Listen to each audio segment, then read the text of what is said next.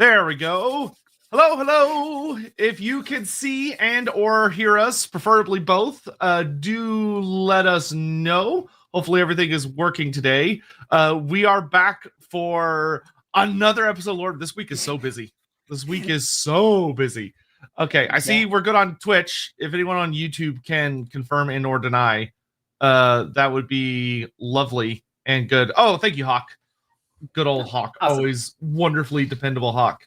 But yeah, so we're just going to kind of faff about for a minute while we're letting people kind of get the alerts and start making their way on in here. But as you can see, awesome. I am joined by a wonderful new face over on this side. It's the other side. Wait, it's this. Yeah, it might be flipped. Wait, am I flipped or are you flipped? I am flipped. No, this is. Yeah. Well, okay, it doesn't matter.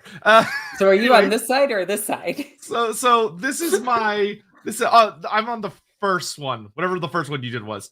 I am joined by a good friend of mine, actually, who I've known for a good little while. But this is NornQueenAlexis. Alexis, if you want to kind of introduce yourself to all the peeps out there, and we'll probably do another introduction in a little bit. But we can go ahead and do a practice run now. Alrighty, so what's up, party people? My name is NornQueenAlexis. I am an occasional YouTuber here in Iceland, and I play way too much Warhammer and build way too much Warhammer, and I tend to just have like random bits and bobs around me. Like right now, I guess it's Warhammer the Old World that's around me. I'm always working on new projects, new armies, and playing games. In fact, over the weekend, I did the IceHammer GT, came in 8th place out of 34 people, which was pretty good. I was running Space Wolves. The extreme population of Iceland there. Hey. Coming out in spades. 34 out of GT is still good. We're still like... Yeah, that's great. It's good. That's good. It's like a notable percentage. Yeah, pretty much. But Team Iceland is now heading to the London GT. Oh, and wow. Unfortunately, I couldn't go this year. But I'm so excited for them. I lent out a few models to go there and my dice tray, which was really funny because I have a dice tray and all the measurement sticks you could imagine, everything you need for a tournament real quick. And I lent it to my buddy so that he can go and play. And yeah.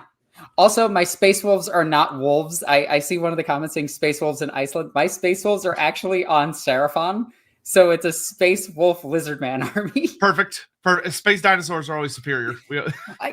How is that not a thing? I don't know. GW just hates money. They hate money.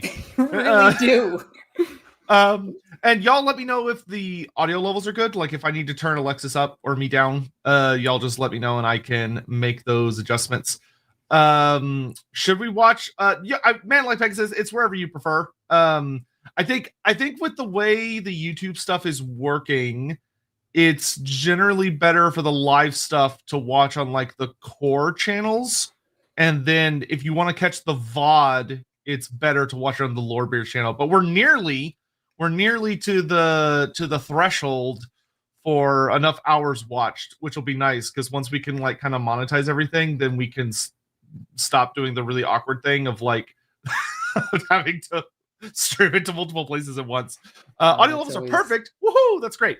But I saw something about your sexy Saurus boys. Yes. Listen. I have a. We'll get into that. Okay. That's a super chat. We'll do that later. we'll get into that. But I do want to talk about this really quickly. I bought an entire Seraphon Lizardman Old World army because I can't stand the AOS tabletop game. I do not like its rule system, but I love all of its models. I absolutely love all of its models. But Old World, on the other hand, I absolutely love the rule set. And now I get to play lizards in that. And I'm really, really happy. And I bought an entire old Lizardman army with models I don't even recognize. And I'm just like, yes. Yeah, I need to get my old World one out. Because Old World, I've generally played Beastmen But I need to try out the updated Lizardman rules because I haven't played the updated rule set that the community did. That seems pretty well accepted. It very much is very good. Slaanesh demons so far are doing excellent. That is important. That is good. Yeah. That's how I know a game is fun. If Slaanesh demons are winning, I'm happy. That's the barometer test for. Yeah, it's a good game. I have absolutely no bias written on my arms at all. Yeah, it has none at all. But okay, good. Everyone can hear us. Everything's looking pretty good. So why don't we go ahead and do just the first couple of super chat little things that came in, and then we can get started on today's topic, which we're going to be yapping quite a bit about rules in tabletop and how they reflect or don't the lore of their respective settings, and why that's sometimes a good thing, sometimes a bad thing. People are going to be so mad at me when I tell them how Good. Is it really a Lorebeards episode if people aren't getting aghast at the comments being made? Okay, there might be a witch hunt for me after this. Well, I'm sure it'll be fine. It can't be worse than when me and Andy just insert random Yowie and Yuri relationships into everything we talk about. Look, Darius, every setting is better with Yowie. I know, it's true. Darius, thanks for becoming a member. Biofoot asks, who are the fishmen of 40K? Okay, so there actually is. There's two.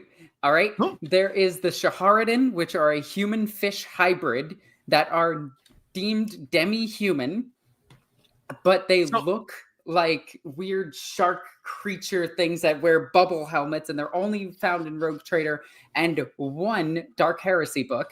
And when you say demi-human, does that mean they're accepted? They are hunted but accepted. Oh, so it's that's unfortunate. Keep in mind, it is the Imperium after all. They're less accepted than the Shahar. They're less accepted than the Ogren, but the Ogren are super useful. These guys are just not useful and just stupid. Man, I relate so much. But I would say that the Rat Ghoul or the Hrud are the the Hrud are more like the Skaven of the 40K universe. I would say that's their equivalent if you go by clan poison guys. I don't know their names. Pestilence or Scryer? Yes. Oh, okay. Disease poison or throwing poison gas? Poisoning entire time streams to the point of messing people up on a cosmic level. Okay, that's probably just Skaven in general then. Yeah. The other one, the Fishman. It is if you want to go by the whole joke, it is the Tau because they are fish hooved creature demon-ish kind of things. I actually do like that they had originally they had 3 fingers and they were hooved and blue and really, really creepy looking. And then people were just put tits on that. I mean, and then Tau lost all of their spookiness. That is the classic of, well, how can I tell if one's a girl? Well, yeah. There is also things in Necromunda that are literal fish people. It's one of the houses is they worship a Cthulhu monster that exists on Necromunda, but it's definitely not Cthulhu. It's totally just a nod at Cthulhu because GW is not original at all, except with the Skaven, which is weird. And it's a truly bizarre. Yeah, thing. They nailed one thing. Well, yeah, correct, one guy. That's ours. I got it. Good. Okay, so you got plenty of fisherman options there. Michael says, "Do a Zote stream, please." Also, love what you guys do. I got you. Hang on. Man, she's getting her Zotes. She's getting her Zotes. We will definitely do a Zote stream. This is gonna come up, and I prepared. Why were you prepared for Zotes? Zote. Oh, nice. You got the Blackstone Fortress one? Is that what he's from? Yes, this is the Blackstone Fortress one, which is a nod at the merchant from Resident Evil, because when you meet him in the story, he opens his cloak and says, "What are you buying?" And I love him. So but not only do I have this Zote, I have the Blood Bowl Zote, and I have the Fantasy Zote. I love Zotes. I do too. I was really, really happy when Total War made them into like a regular unit that you could just have, which was super nice, because we're still waiting for like a really good new fantasy sculpt for them. Like, because we got the Blood Bowl one. The Blood Bowl one looks great. Like the Blood Bowl one looks fantastic. He's a really fun star player, but you can like, all you have to do is like kit bash a hammer in his hands and he's a fantasy model. Like, he's good to go. Yeah. I'm just gonna put him off to the side instead of getting up, but I was so ready for that. I was like right there. I was like, Zote. There you go. Sotek's sexy source. Okay, listen. All I'm saying is that GW has gone out of their way when they make certain like model refreshes to make some of them unnecessarily sexy, and the Saurus are a good example of that. If you look at old Saurus, they're just kind of these like hunched over reptile men things, and then oh god, I love the Agrodon minis. And then when they redid the Saurus, they made them like chiseled, like they have like these really over the top pronounced ab muscles and everything. It's like they're sexy now. I don't know what you want me to say. Whoever made them was someone that's like, no, our Saurus need to have appeal. They can't just be the weird monsters. Thing about this Saurus having muscle there is that there is no lizard ever that would have muscle like that, and they're just like, what if we sexualize the lizard men? Yeah, the old ones were like, they need to be models though. Like they gotta like, how will people know they're following the great plan if they're not chiseled? Look, all I'm saying is, how are these skinks supposed to grade their cheese? Just saying. Yeah. That's the true role of the Saurus. Unfortunately, it's been lost to time. Gelt and Skroak / Forever. Beautiful couple. Oh yeah, who doesn't love their war criminal metal wizards with their horrifying clan pestilent plague lords? Wonderful. It writes itself. It writes itself. And this people don't forget the self intro. Well, okay, so technically I forgot the self intro, but we'll do intros again here in just a moment. Because I think pretty much a good amount of people have shown up that we can actually start getting started. God damn it. Someone just sent me a stupid meme. Hold on. Every once in a while, if we're having a chill stream, I can pull them up on screen. And this is a rare exception that I will make. I thank you, and also I hate you, Hammond, for making this. Thank you. Yes. Yeah, that's. I mean, why do they have belly buttons? They shouldn't. They really shouldn't. Like, why does it have a belly button? At least they don't have nipples this time. Did you see when that happened? Oh my god. Okay, when there's the Underworld Warband art had nipples. There is nipple controversy in Warhammer 40K. They took away. Oh, sorry, I said Hammond. Hawk made that. I don't know why I said Hammond. My brain just like automatically blamed Hammond for everything. Sorry, go ahead. There is nipple controversy in Warhammer 40K. They took away the nipples from the Golden Boys. Oh my god, why am I drawing a blank at the name? The Sanguinary Guard. And then they refreshed the every other Space Marine chapter, and the Blood Angels look terrible by comparison. Their characters look really good. Yeah. Like ridiculously good, but everything else looks just awful. It looks like the most generic. Like, it looks like somebody didn't know what a Stormcast Eternal was and just like was like Stormcast Eternal with no glory with a jump pack. So you would agree with Zarask's comment then? Yes. We need our nipples and wings. How can we live without them? Look, I like GW going in the way of moving the miniature game, especially of Warhammer, more towards a tournament setting. I like that because I could break it down mathematically, and I really like that. But I also like ridiculously cool looking miniatures. Like, I like just give the Sanguinary Guard like wings that go up instead of wings that go out, so that they can stand next to each other, and I am happy. Give them Or they could have Give done them the like, nipples. especially when they're doing like models that are kind of up in the air. Like I really like what they've done with a lot of the AOS flying models, where it's just like a little piece of terrain holds them up, and then they're Yes. able to kind of be up and have big wings out behind them, and it's fine. It works great. I wish they got that with the Sisters of Battle, because the Zephyrim and the Seraphim are both on the little peg that connects to their backpack, which then connects to their body. And Oh, if you look at them the wrong way, one, they're offended, two, they're broken. And it's the same with the not the Scatros. What are they called for the AdMech? The Leonardo da Vinci wing guys. I have no idea.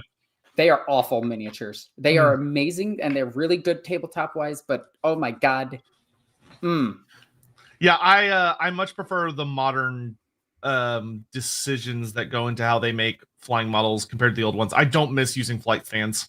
I don't miss it at all. It also makes sense because typically these models are not actually flying the entire time. They're running and gliding on near the ground. Yeah, because they're not like all the way up in the stratosphere. They're like maybe 4 or 5 meters up at best. Yeah, I will never forget the old days when you'd have like a metal slan that weighs enough that you could like bludgeon someone to death with it, and you just have to hold it up on one flight stand because it's like, this is idiotic and terrible, and I hate it. The metal land speeder. I have one of them. I have a metal bar, and it's welded onto a metal base. Yeah, that's what smart people did. I think all of my old metal slan, the plastic piece of the flight stand is broken inside the hole of every single one of them. Yep. Absolutely love it.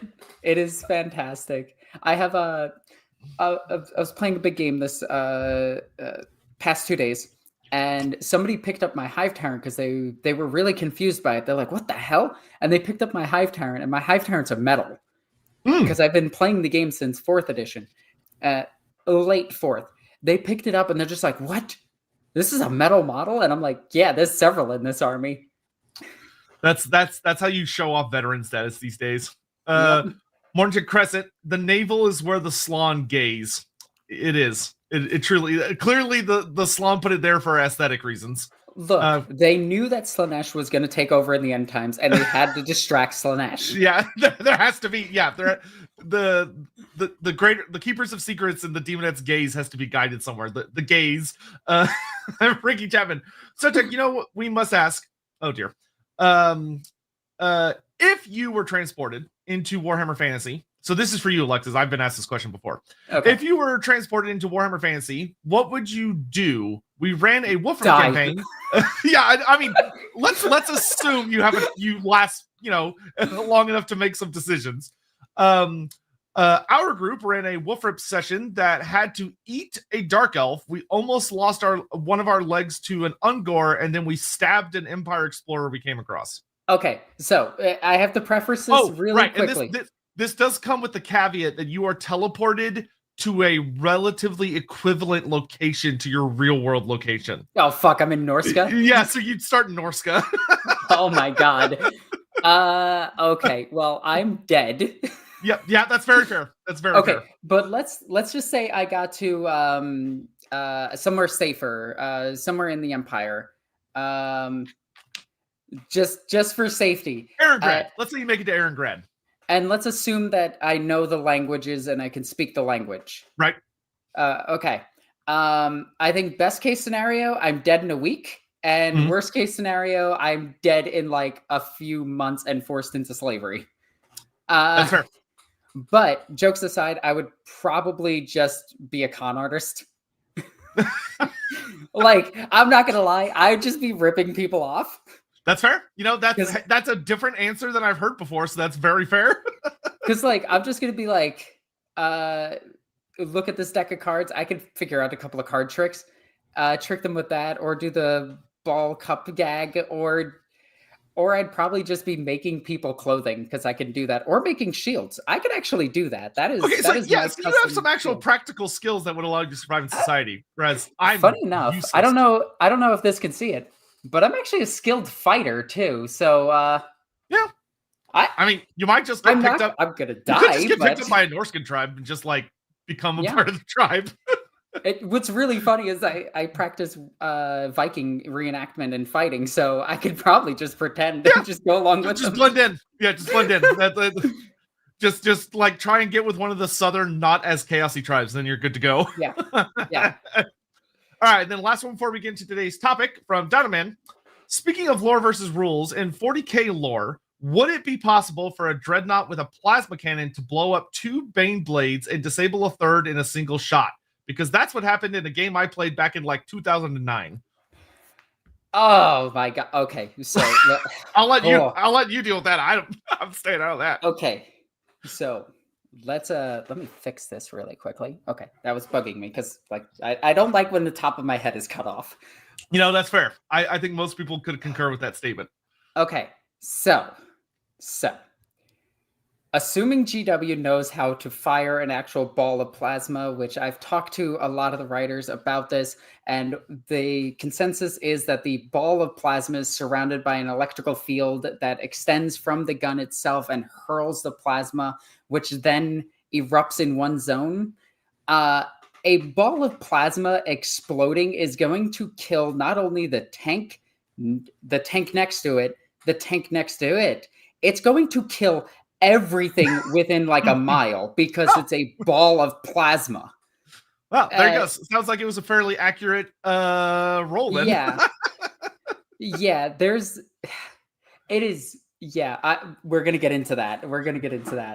Because GW shoots plasma very slowly, and plasma, while it can go slow, it could actually go extremely fast also. It could freeze stuff. It depends what they want the plasma to do. I always assume that GW uses a plasma that doesn't explode as much, so it like feeds in on itself. So the electromagnetic field around it actually pulls the plasma in first, making it just slightly safer. But then again, it is GW. They don't believe in it is Warhammer. They don't believe in guardrails or safety procedures or anything like that. So it could be both. Yeah, whatever happens. And the one thing about Warhammer 40k lore, especially versus fantasy lore, the writing is inconsistent, right? Right. You would agree with that? Yeah. Oh, yeah. Warhammer 40k lore is basically which writer decides to make things up at the time. I mean, that sounds about right. Yeah, that sounds about right. Rolled 5 6s and a 5 in a row. I mean, hey, when you roll hot, you roll hot. Things happen. So with that, I think we can actually go ahead and get into today. So just because I'm supposed to do this and I keep forgetting, but I'm going to do it now. If you happen to be joining us for the first time and are just listening in and for somehow have stumbled in and this is your first Lorebeards, I am Loremaster of Sotek, one of the regular co-hosts and founder of the Lorebeards podcast. And I am joined today by the wonderful, wonderful NornQueenAlexis, who, even though she's already done it, is going to get to introduce herself again one more time just to be safe, and then we're going to hop into it.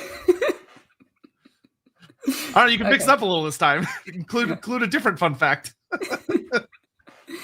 Hey everyone, I'm NornQueenAlexis. I own 19 Warhammer armies, 3 of which are over 10,000 points.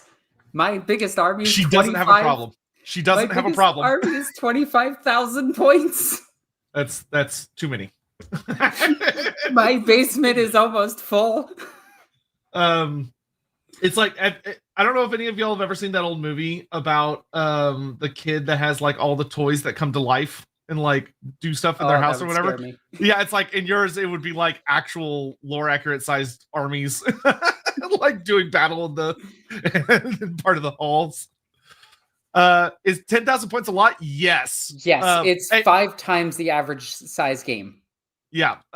It is a significant, it's one of those situations where if there was a fire, that the house is less important to save than the minis, because the minis are probably worth more.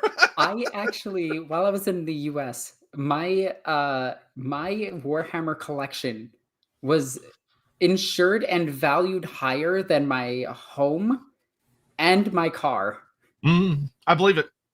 It. Keep in mind I was renting at the time, so yeah. All right. And today we're going to be doing something actually pretty fun. When we talked about having Alexis on the show, we were kicking around a few ideas, and she had a frankly genius suggestion of talking about how the rules interact with the lore of the setting. Because when a lot of people come into playing various Warhammer games, most people, not all, but most people usually discover or find the lore first and then make their way eventually to the tabletop game. And so sometimes there's an expectation that the lore will impact how playing the game feels and how the rules work and everything, which sometimes is true, sometimes is a little less true. And today we're going to be talking about our experiences with times that GW has deliberately tried to make the rules lore accurate, or times that they've kind of avoided it, and what have been the consequences of both, because they've done both and both have had severe consequences. Yep. Yep. Okay. So where do you want to start? I think I have to get this right out of the gate. Space Marines. Right off the bat. Transhuman super soldiers, where the codexes all tell you about all of these different organs that they have. I think there's like 19 or 20 at this point, with Belisarius Call adding new organs that do whatever the plot demands. Right. So they're like immune to poison attacks. They spit acid, right? Like they're not immune to poison. They're highly resistant. Oh, okay. Which is important because... Is that reflected in the rules, though? Absolutely not. They can also eat somebody's brain and gain all of their knowledge. Oh. They can eat anything and gain sustenance from it. Their backpack is a thermonuclear generator, which does nothing. Nice. They can spit acid. They can bite through metal. They can lift over 10 to... I think the heaviest that Space Marine has moved anything is Captain Titus in Space Marine 2, where he moved 100-ton warhead. Now, don't quote me on that, but it was significantly super heavy. We've seen Space Titus. Marines lift Chimera. No, a Space Marine has lifted a Rhino. An Ogryn has pulled an entire Chimera. And Space Marines and Ogrins are similar in stats. So a Space Marine should be able to do that. We know that Space Marines can run at 70 miles per hour. I don't know the equivalent of that for smarter people. We're Americans. Yeah, numbers. Listen, like science, it's never been our strong suit here. All right. Their armor is thick enough. It's actually not that thick. I did a whole video on this as how a 50 cal would just blow right through a Space Marine and kill them. But their armor is pretty thick. There's smaller spots on it, obviously, like the neck, the joints, behind the knees, where all of your major intestines are. You know, that's just kind of an important spot armor for some reason. But they have the super thick armor, and some of them even carry around the Crux Terminatus on their shoulder pad, which is a part of the Emperor's armor, which then grants them an invulnerable save that has never come up in any book ever. It has never Those worked. Are my favorite kinds. They can wear a Rosarius, which is another piece of war gear. Now, this one has come up, but only for Sisters of Battle. But Space Marines can get them too. Where they can wear this necklace that is the Eye of Malkador or the Inquisitorial Seal, and it grants a 4-up invulnerable save, except the Space Marines. Unless Malkador's like, nah, I ain't saving them. Nah. Yeah, unless they're a unique character or special, they get that, and it's reflected as a 4-up info save. They're supposed to be super tough humans that can tank like all of this damage, and then you read the books and they die in droves. Space Marines die by the millions. And I'm not kidding. Read the Heresy series. In all 60 books, Space Marines barely survive a single bolt round. And a bolter has AP 0. So, all right. So with the understood mess that there's that grand scale of like when Space Marines need to die dramatically, they die like they just die. Yeah, they go down like fleas before a flamethrower.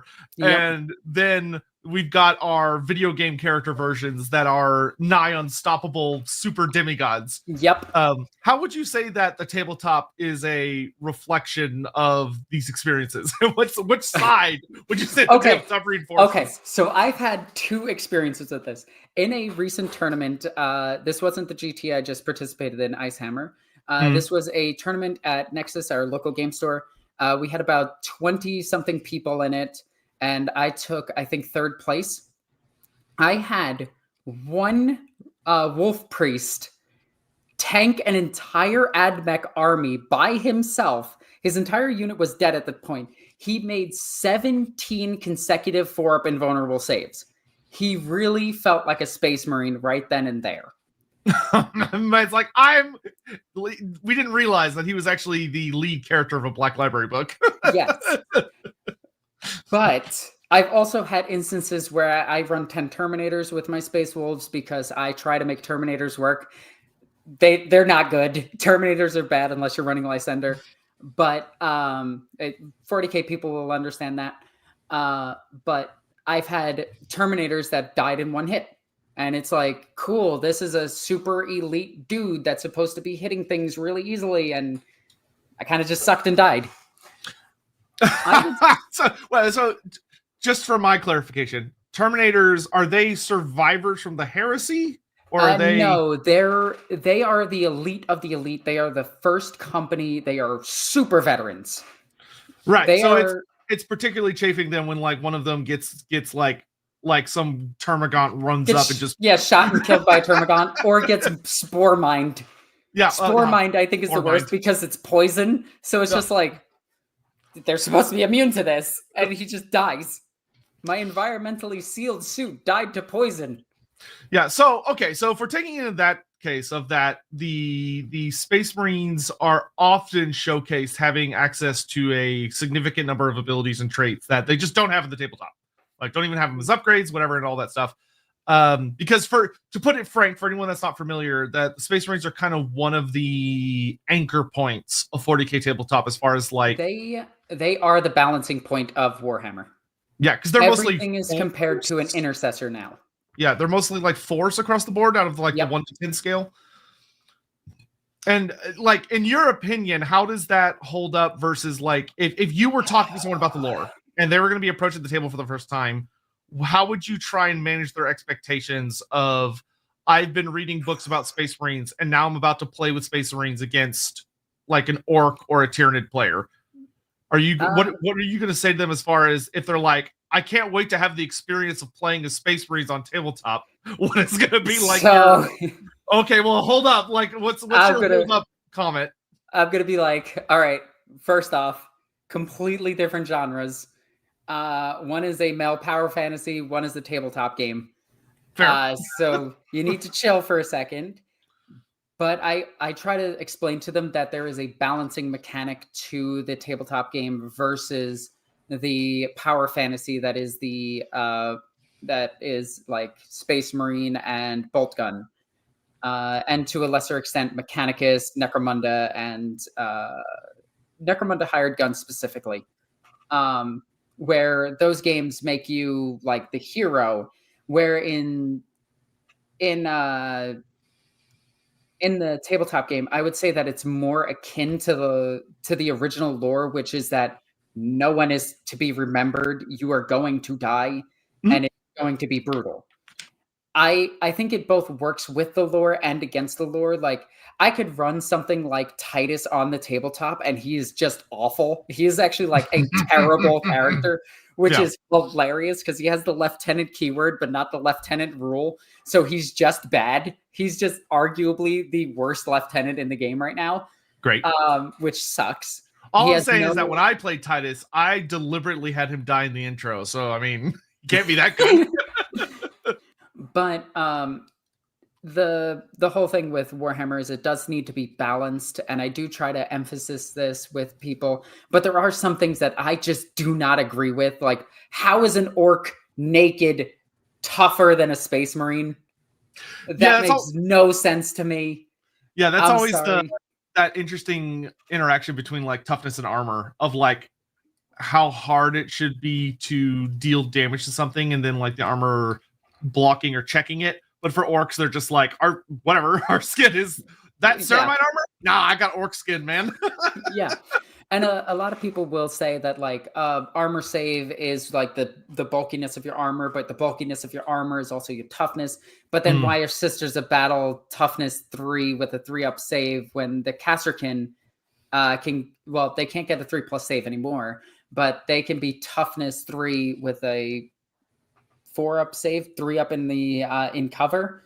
So it's like flak armor and carp and hardened power armor are the same toughness. That doesn't make sense. But then you have a Tau battle suit, which is now toughness 6 with a 3-up armor save. And it's like, okay, so that battle suit is tougher. The guy inside it is squishy. So the armor itself should up our toughness, but power armor doesn't up our toughness because that would mean that they would have to rebalance Inquisitors, Sisters of Battle, Sisters of Silence.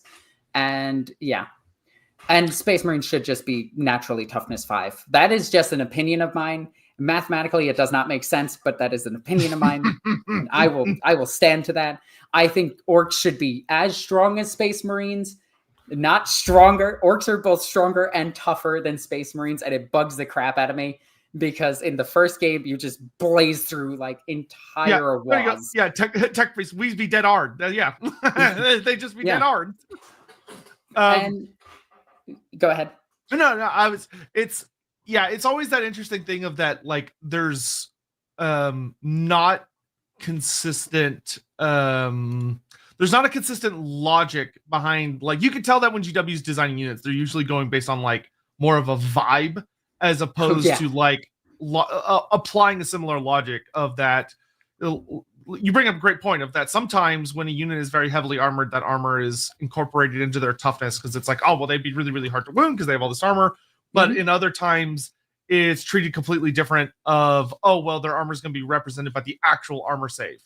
But it's a different, it like depends on like how big they are, like the actual, like how large the mini itself is. Yep. Although like, sometimes that doesn't even factor in because Logan Grimnar, who is on the biggest character base in the game currently, that is like just the, single infantry character, he's only toughness 5. And he's for no reason. He also has a Stormbolter with no AP. Yeah, one of the things. Okay, so I guess a good question then would be: is there something in, or if you had to point at something in 40K that you think is a good representation of like all of its lore attributes Demons have been? Oh, any particular examples? Demons. Demonic Incursion, which is one of their detachments, allows demons to teleport in within 6 inches so long as they're in the Shadow of Chaos. The Shadow of Chaos is literal, like, think of it like a warp storm going across the field. If you're within the Shadow of Chaos, you're going to appear 6 inches away because demons are just spawning in. Okay? And the bigger demons have a Shadow of Chaos around them, which I really like, and they can spawn each other in off of each other. I think demons in every single game system have always been not only absolutely necessary, but have always fit fluffy. And they balanced fluff with like tabletop rules and made them very, very good. Except for my girl Slanesh, she got done dirty this edition, and she was like a 75% win rate, and then they just nerfed her into the ground. That does. Yeah, she was a little bit too powerful. That do happen sometimes. GW will make something hilariously busted, and then the next rule update, they'll come around and be like, swing the nerf hammer hard. When it comes to Warhammer 40K, the playtesters for Warhammer are the ones that tell GW to change the rules, not the other way around, which is cool. GW does actively try their best to balance the game, and they are doing a fantastic job right now. Except with Imperial agents, but they're supposed to be taken as allies and not an actual force, but that's a whole nother tirade. Girl boss too close to the sun, she did. She did. And she did get burned. Man Like Pegasus asked just a quick question of, has Alexis ever played Darktide? Curious on her Yes. thoughts on how the power scaling works in that game. Oh my god, it's hilariously bad. There you go. Okay, all right. So let me put it this way. Granted, difficulty modifiers do matter a bit, but I'm sorry when I start running around saying start resisting because the game is too easy. But let me put it this way. In Warhammer 40k, this is the one part where demons don't fit with their lore. A single demon in Warhammer 40k is enough to exterminate an entire planet because of how dangerous they are. Demons in Warhammer, I do believe, are more dangerous than demons in fantasy, even though they are the exact same demon and the exact same dimension. But it's more like split personality syndrome in that case, where like Bellacorp will talk about times that he's done stuff in fantasy and just been like, yeah. And then the Dark Angels will just be like, what the hell is going on? Just shoot him. I feel like that's the case of the writer being like, I don't have enough 40k material for this guy to talk about because he doesn't really do anything in 40k. So he has to bring up fantasy. 1000% is. But so demons in Warhammer are one of the coolest and most well-written, and GW writing demons is actually just incredible. I think they're two armies that they have nailed as their own. Like absolutely their own, with inspiration for the demons, but then they made them their own. I will say that. But Demons in Skaven are GW's like babies. The Demons of Warhammer 40k operate in a way that they occupy space using quantum physics, and I'm not joking. Their energy can occupy real space until it's disrupted enough that it gets pulled back to the warp. And I think that's super cool. But what demons do is when they get into your mind, like even thinking about a demon is enough. There's my cat. But even thinking about a demon is enough for you to get possessed by a demon, which means that you are now the relay for both zones. And that can actually spread into your culture and everything that you do. And then eventually you'll start a chaos cult without ever intending it. The best intentions are the damnation of entire planets. It's why salamanders represent false hope in Warhammer and are still like super space fascists. But demons, like just seeing somebody that is possessed is enough to get you possessed unless your mind is stronger than that demon.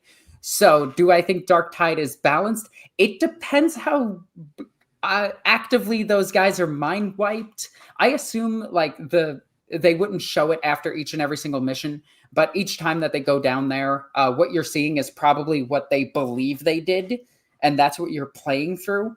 And they've just been mind wiped, and that has just been inserted into their brain by their psyker, which is a thing that happens in Warhammer, and it makes you a better veteran.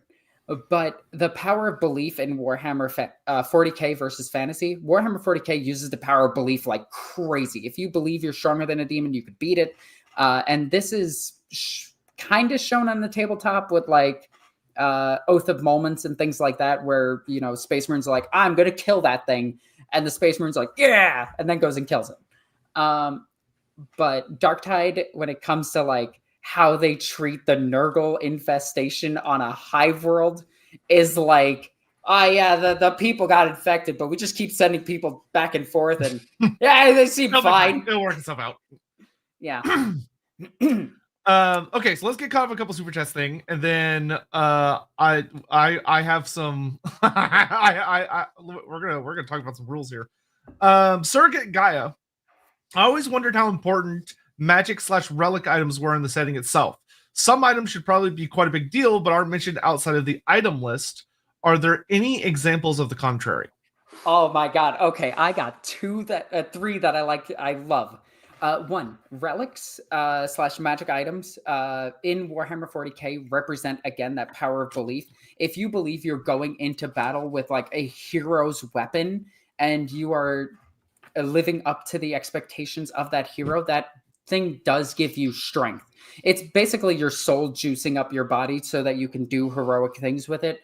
And that represents like your belief in killing demons or other monsters. And it is an actual thing that's in real life. It's like if you're given a weapon that is used by a very skilled fighter and you're told that you will fight better with this and you actually believe them, you will start becoming a better fighter because it's a placebo effect. But in Warhammer, placebo effects are, well, not covered by your health insurance.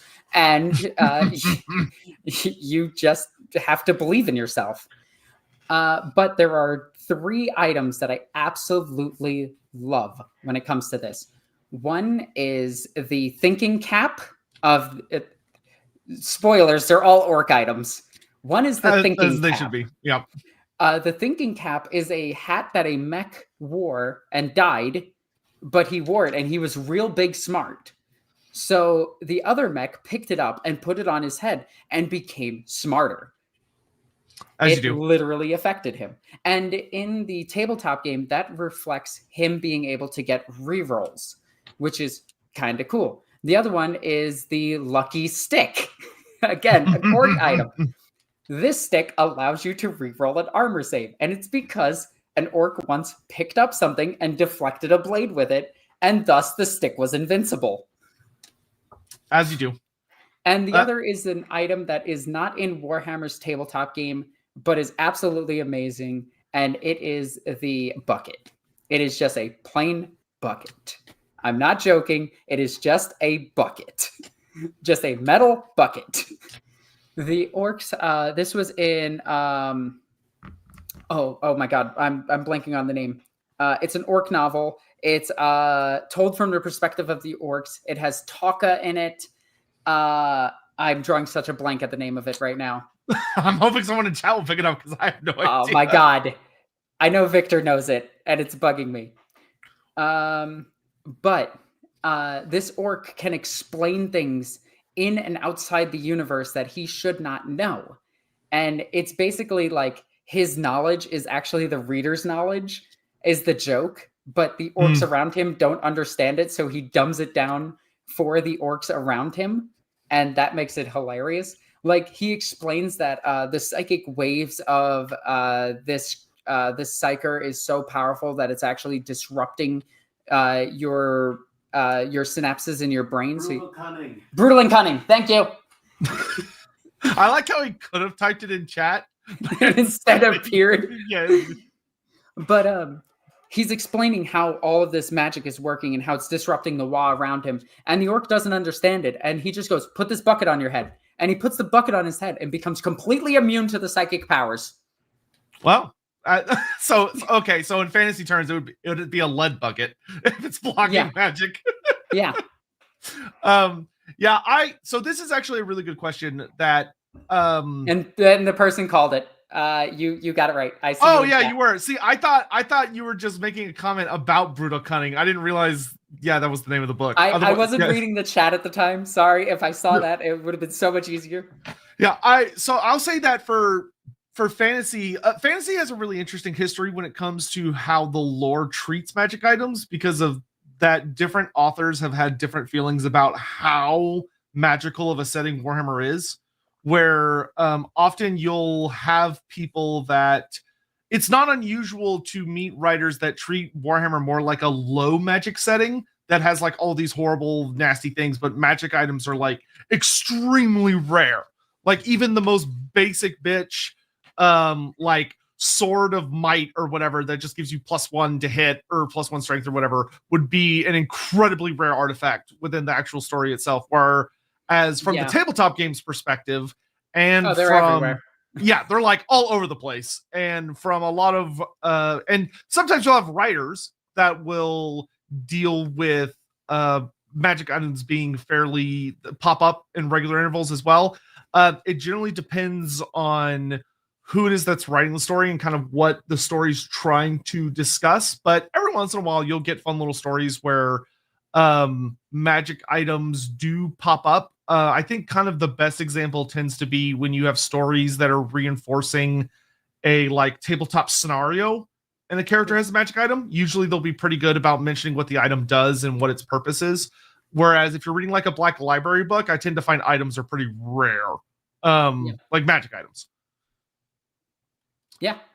I'd fully agree with that. It's the same in 40K. Like every named character has some kind of like ancient relic weapon, but then again, it's Warhammer 40K, so everything is an ancient relic weapon.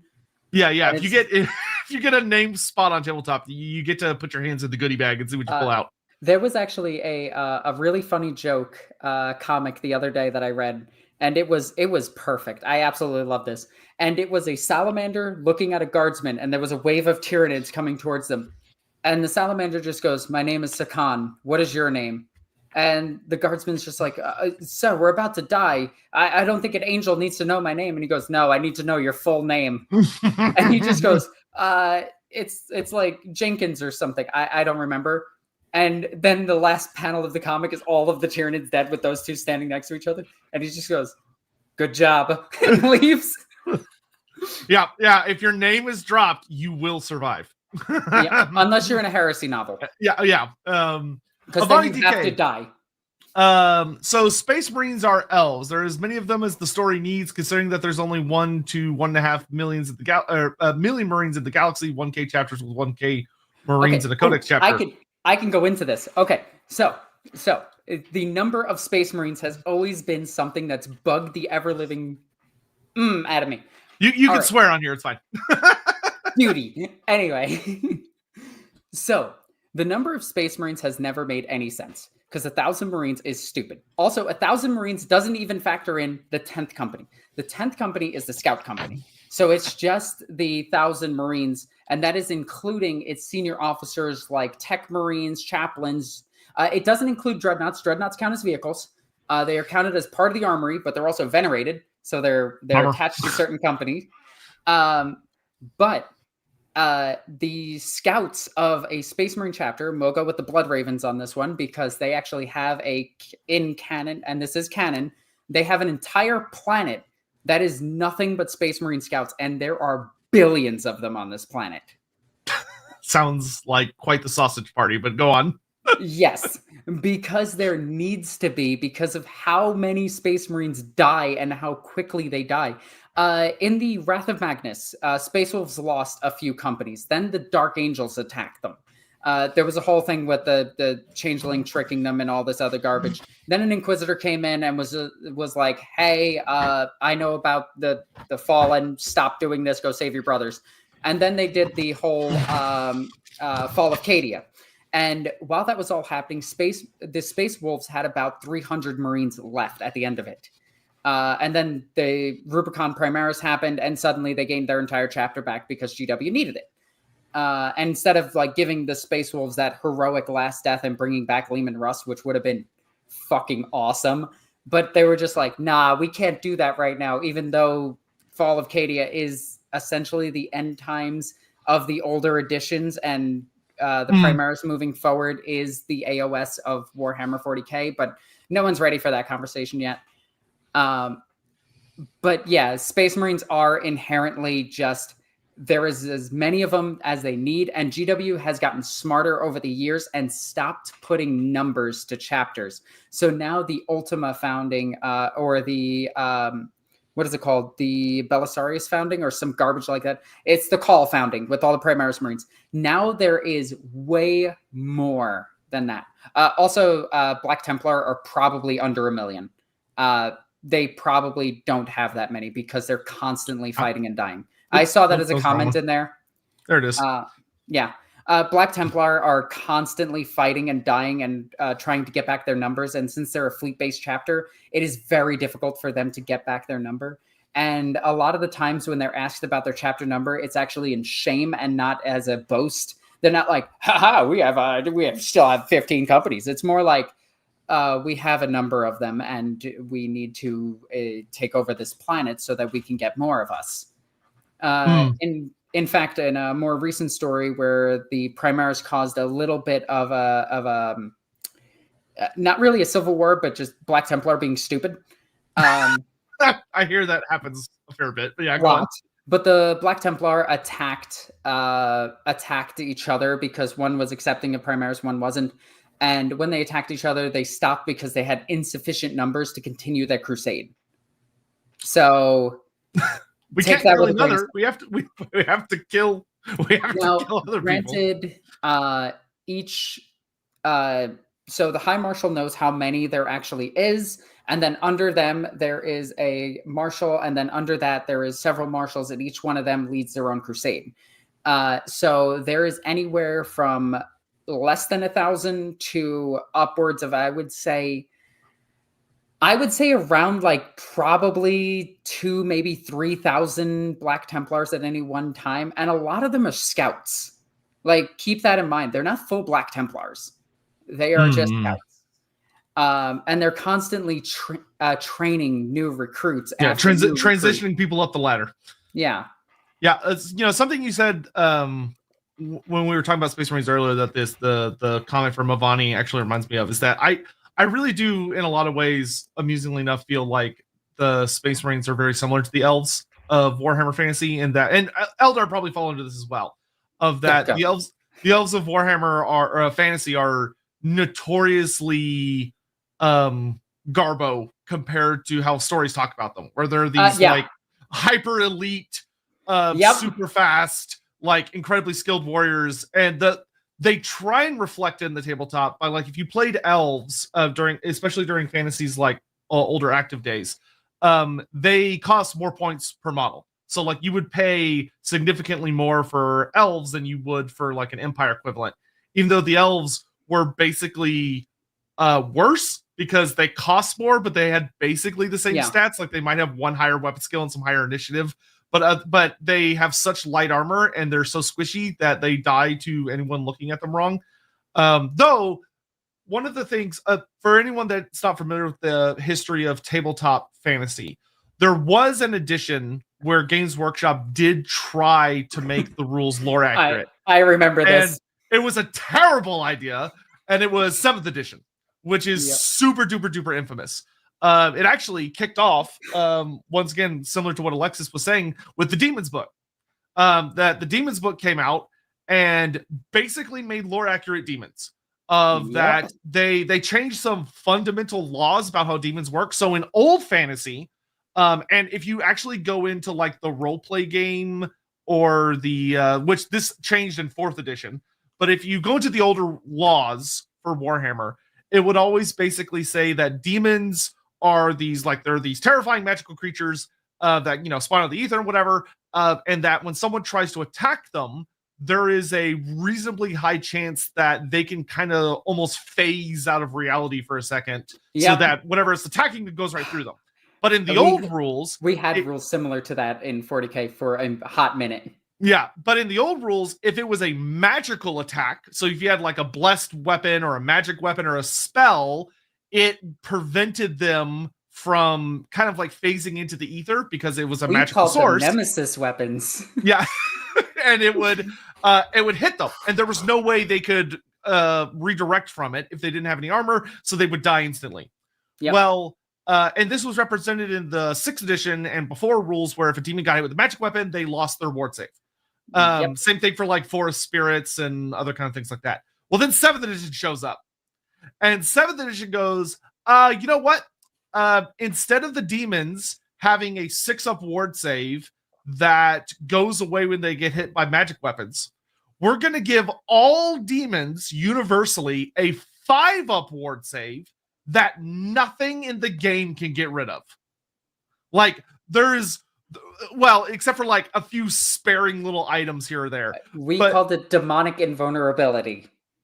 Yeah, so the demon ward save rolls up and just goes, fuck everyone. I have a 1 in 3 chance to just ignore all forms of damage. Yep. And the demons were basically unstoppable. And it was worse because the plague bearers were even bigger bullshit, because they also added a new system for demons with the heralds, where the heralds were now heroes that could be attached into a unit, and they would have like a loci. So they were these locuses of demonic or powerful dark magic and such that gave buffs to their unit. And one of them was that you could take an exalted demon of Nurgle, give him a loci that made him have regeneration, put him in a unit of plague bearers, and at that time, no one had ever been, I will use the term, stupid enough to give a unit regen and a ward save. So we didn't have no. any kind of rule for it. And so for when you attacked plague bearers, you had to get through a 4-up regeneration save and a 5-up ward save to deal any damage. And it was impossible. It was fucking impossible to kill those things. This reminds me of Grey Knights back in like 5th, 6th edition. They were absolute garbage. Hey, Victor got it. Yeah, Victor got it. And it was awful. It was genuinely one of the I remember playing against 7th edition demons, and the thing was it was so bad. Like they were you had to get so lucky because basically the only way you could beat them was that you had to kind of do almost like a character rush and try to pop the herald. Because if the herald died, the ward save would go, or the regen would go away. Yeah. So there was a problem back in I think it was 7th or 8th edition. No, it was 7th edition Warhammer. 7th edition apparently is just the worst edition of any game forever. That GW touches. Yeah. But in 7th edition, demons had a demonic summoning mechanic. Now, demonic summoning sounds like you summon in a demon, right? Mm-hmm. Now, the average person would just be like, oh, yeah, so that's part of your 2,000 points and you just summon in a demon, right? Nope, not at all. Instead, what you did is you summoned in a demon from outside of the game. But depending on the level of demon, it was harder to summon. But do you know what you could summon in? A summoner. Oh. So, by the end of your first turn, you had like 50 summoners on the field because they could each summon again. And as long as you didn't fail, you just got to keep summoning. Oh, dear. Or you tried to go for something bigger. Oh, dear. So there was an edition where demons were just outlandishly crazy and so powerful in 40k. And then they nerfed that like 2 weeks after. But 7th edition was just hot garbage and almost made me quit playing Warhammer. Yeah, ours, because the thing for ours was that it was interesting because when the demons came out, everybody hated it and it was really bad.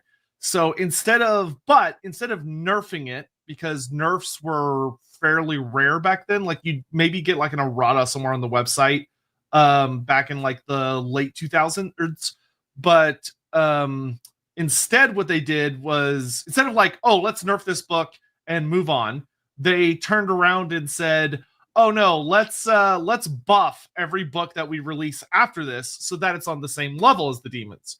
So then we got like the High Elves book, and the High Elves came out, and instead of just being like, the High Elves had always been pretty shit before then because they had always had that issue of they were just more expensive and they were too squishy and everything. The new High Elves came out, and the first thing we saw when we opened up the page is all High Elves have always strike first. Just like baseline. And we're all like, oh my God. And they also have a really high initiative. And it's like, okay, well, why do they have a high initiative? And the rule said, okay, so if a High Elf has always strike first, it will always go first in combat. And if the enemy doesn't also have always strike first, then that means that if the High Elf's initiative is equal to or higher than the enemy's, they get to not only strike first, but they get to reroll fail to hits because they're so fast that they get to like change the direction of their weapons, which in and of itself was manageable. It was painful, and their magic was like a lot stronger, and they had better items. But the real kicker was everyone looked at that and went, okay, you know what? That's reasonable. Like elves were always supposed to be super skilled, super fast. This actually makes it where initiative matters. I can kind of get this, especially because in this edition, initiative had kind of been replaced by charging because charging gave you always strike first. So it made it where initiative just didn't matter a lot of the time. So then they did two other things that made everyone go, GW, what the fuck? Which is first, they had the anti-demon contingency, as we all like to call it, which was the Banner of the World Dragon, which the Banner of the World Dragon said, this unit is immune to magic. And what they meant by that was that you had this big banner, and it made it where spells didn't work on the unit. And if you did magic damage, like demons, You couldn't hurt them. I just imagine they're just pushing away the demon, like, go they're away, just away. poking Go over on, the flag, being like, yeah. And go so on, get. I remember watching tournaments where like demon players would have to kill everything but that unit. Or it was like you had like a 2-up ward save or some stupid bullshit. But it was like basically impossible to kill them. So of course, high elf players started taking like 60-man units of Phoenix Guard that would be immune to magic and have a 4-up ward save. And would just put all of their characters in that unit and just all hide all their points in a big invulnerable block. But hero hammer. Yeah, but the real fucker was the thing that made the high elves grossly overpowered, just like the Demon's Book, was that in addition to being one of the best armies in the game as far as speed got, in that they got to attack everyone before they were attacked, and they could reroll failed hits very reliably and everything, the dragons got updated. And the high elf dragons went from being dragons were like 6s across the board, like pretty standard big monster fare, like all 6s, pretty normal. Instead, they went, okay, well, there's different kinds of dragons. So you have like your 5s across the board dragon, your 6 across the board dragon, and now introducing your 7s across the board dragon. And the star dragons, which were the 7s across, made greater demons look like bitches. Like they were so strong. And it's like they could breathe fire multiple times per game, and they had a strength 4 fire breath with the big old flame template. So they'd land next to your unit, you put the flame template, and they just murder everybody. And they hit so fucking hard that like most armies just didn't have a way to deal with it, because before that point of the game, that level of strength had never been seen before. And it was only made in response to the Demon's Book, which had introduced that level of strength. So the demons and the high elves were balanced to fight each other, but if you weren't playing any of those armies, fuck you was the answer. Oh, that's great. Now, would you say that matches the lore? No, I would say yes, honestly. And it kept happening with every book that came out afterwards. Where like I will never forget the 7th edition Lizardman book, because I had such a good time with it. It was a bullshit book. It was not fair to anyone that played against it. The Slawn were absolute horseshit.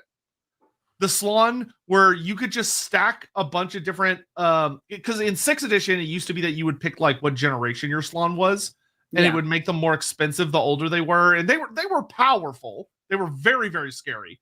But 7th edition was like, oh, here's like a list of customizable abilities, and you just pick your favorite ones and you could stack them, and that represented like the generation, and they were borderline invincible.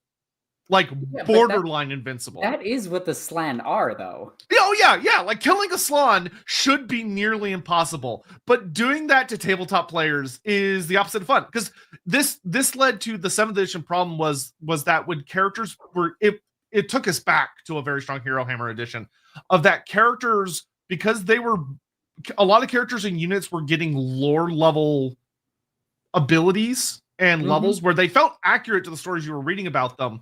But it led players to creating Death Stars, where in order to win a game, they would put all of their points into the minimum amount of units and just make them as hard to kill as humanly possible. We had that in 7th as well. Yeah, I mean, I remember going to a tournament in 7th edition where there was a Lisbon player whose entire army was, I think, like 3 units of Skink Skirmishers and then a titanic block of Temple Guard with 2 Slawn in it. And it was like, what do you even do? And the answer is nothing. That's what you do. You do nothing. You just show up and lose the game. Okay, I do want to grab out a couple of comments here we have, especially for Miss Alexis here. Vera, good to see you. Curious as to your thoughts on how magic and psychery are handled in the RPG games. Warp Charge in Imperium Maledictum is particularly interesting since it borrows a lot from Dark Tide's language for adapting psychery. So I don't have much experience with Imperial Maledictum as much. My experience is more from Dark Heresy. And Dark Heresy, the levels of magic. I do. Oh, hi. Hi. Hello. I can answer this. You can? I like how you've just been like strategically waiting. To answer this specific question, first off, I have a gripe. Imperial Maledictum does not This is Victor. adapt. Hi, I'm Victor, by the way. Does not fully adapt from Dark Tide because it refuses to call it quelling. It calls it purgation, which is not the same thing. All right, that out of the way. Mhm. So, moving on. Magic and Psychery handling RBG. So, this is a bigger question, but in 4th edition, as Sotek is probably much more able to talk to because he's playing in it right now. In that, you have to build up the power and then whoop, send it out. You have to channel it. You and also then, have to say "voomp." and whoop. Very important. By the way, for anyone curious, this is my Sunday games master when I play Wolfrip, which is very Yes. funny. Exactly. Victor, the DM. Hi. Yeah, he's great. So, in Imperium Maledictum, you, instead of having to channel and then push out your power, you stack the thing that Vera points out called warp charge. So you have a warp charge limit that can be anything from a 3 to a 6, depending on what your stats are. And the more powerful... Will you stop that? The more powerful the psychic power, the more warp charge you get. And if you want to be able to do more stuff, you have to get rid of the warp charge, which auto gives you psychic phenomena, which I much prefer over... Will you stop that? No, I'm having fun. Which I much prefer over how miscasts are handled in fantasy. Because it means I get to roll on the psychic phenomena and the perils table more often, as opposed to miscast stuff in 4th edition, which I feel doesn't happen enough. But that's just me because I like rolling on tables. So all that in my voice. Originally, just to clean They up speak the as a point, originally We're two halves of a whole idiot. The same system was used for Dark Heresy and 4th edition, where it was you channeled your thingy. Now I'm forgetting what the skill was called. Beside the point. Thingy. But I never actually liked the fact that, hey, the Dark Heresy system is just, we don't know what to do here, so we just took the 2nd edition fantasy rules and threw them in there. So, okay, that's actually a genuine question I have, Alexis. Yes. Is that, so when it comes He's to... gone. Yeah, when it comes to psychic... it's good to see Victor. Kofu! When it comes to psychic powers, from a lore standpoint versus like Tabletop the rules and stuff, do they have to like build up like you do with Magic the Winds, or can they just like, is it more of like a snap fire? Psychic powers in 10th edition are the most boring thing ever. Right. They are just, you roll a d6 and on a 2+ they work.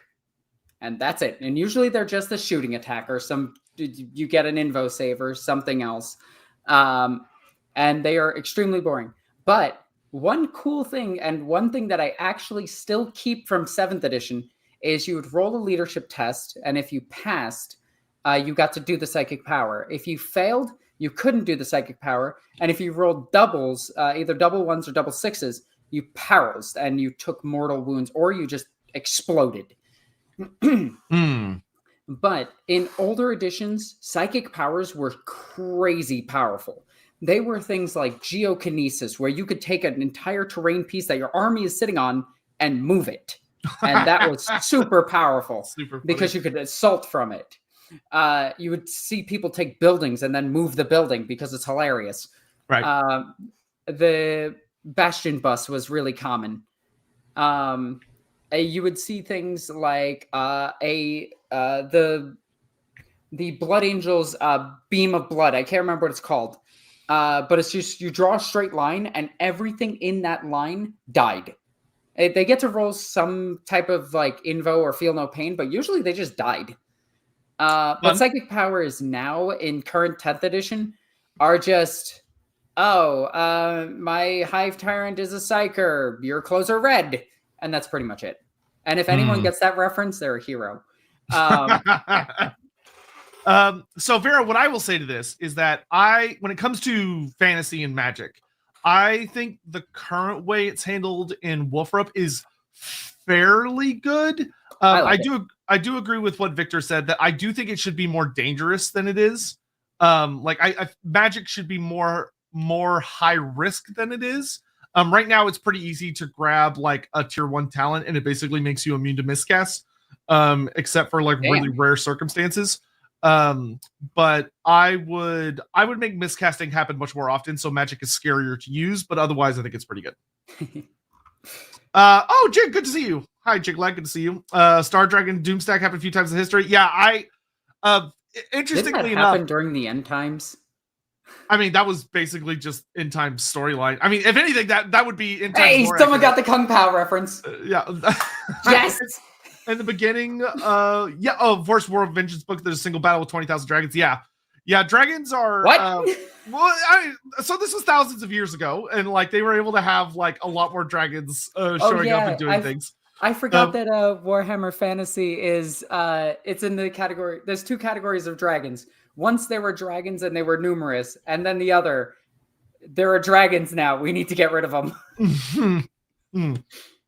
Yeah, and it was one of those times where 7th edition I really do, and I will say Dreadnoughts were a thing.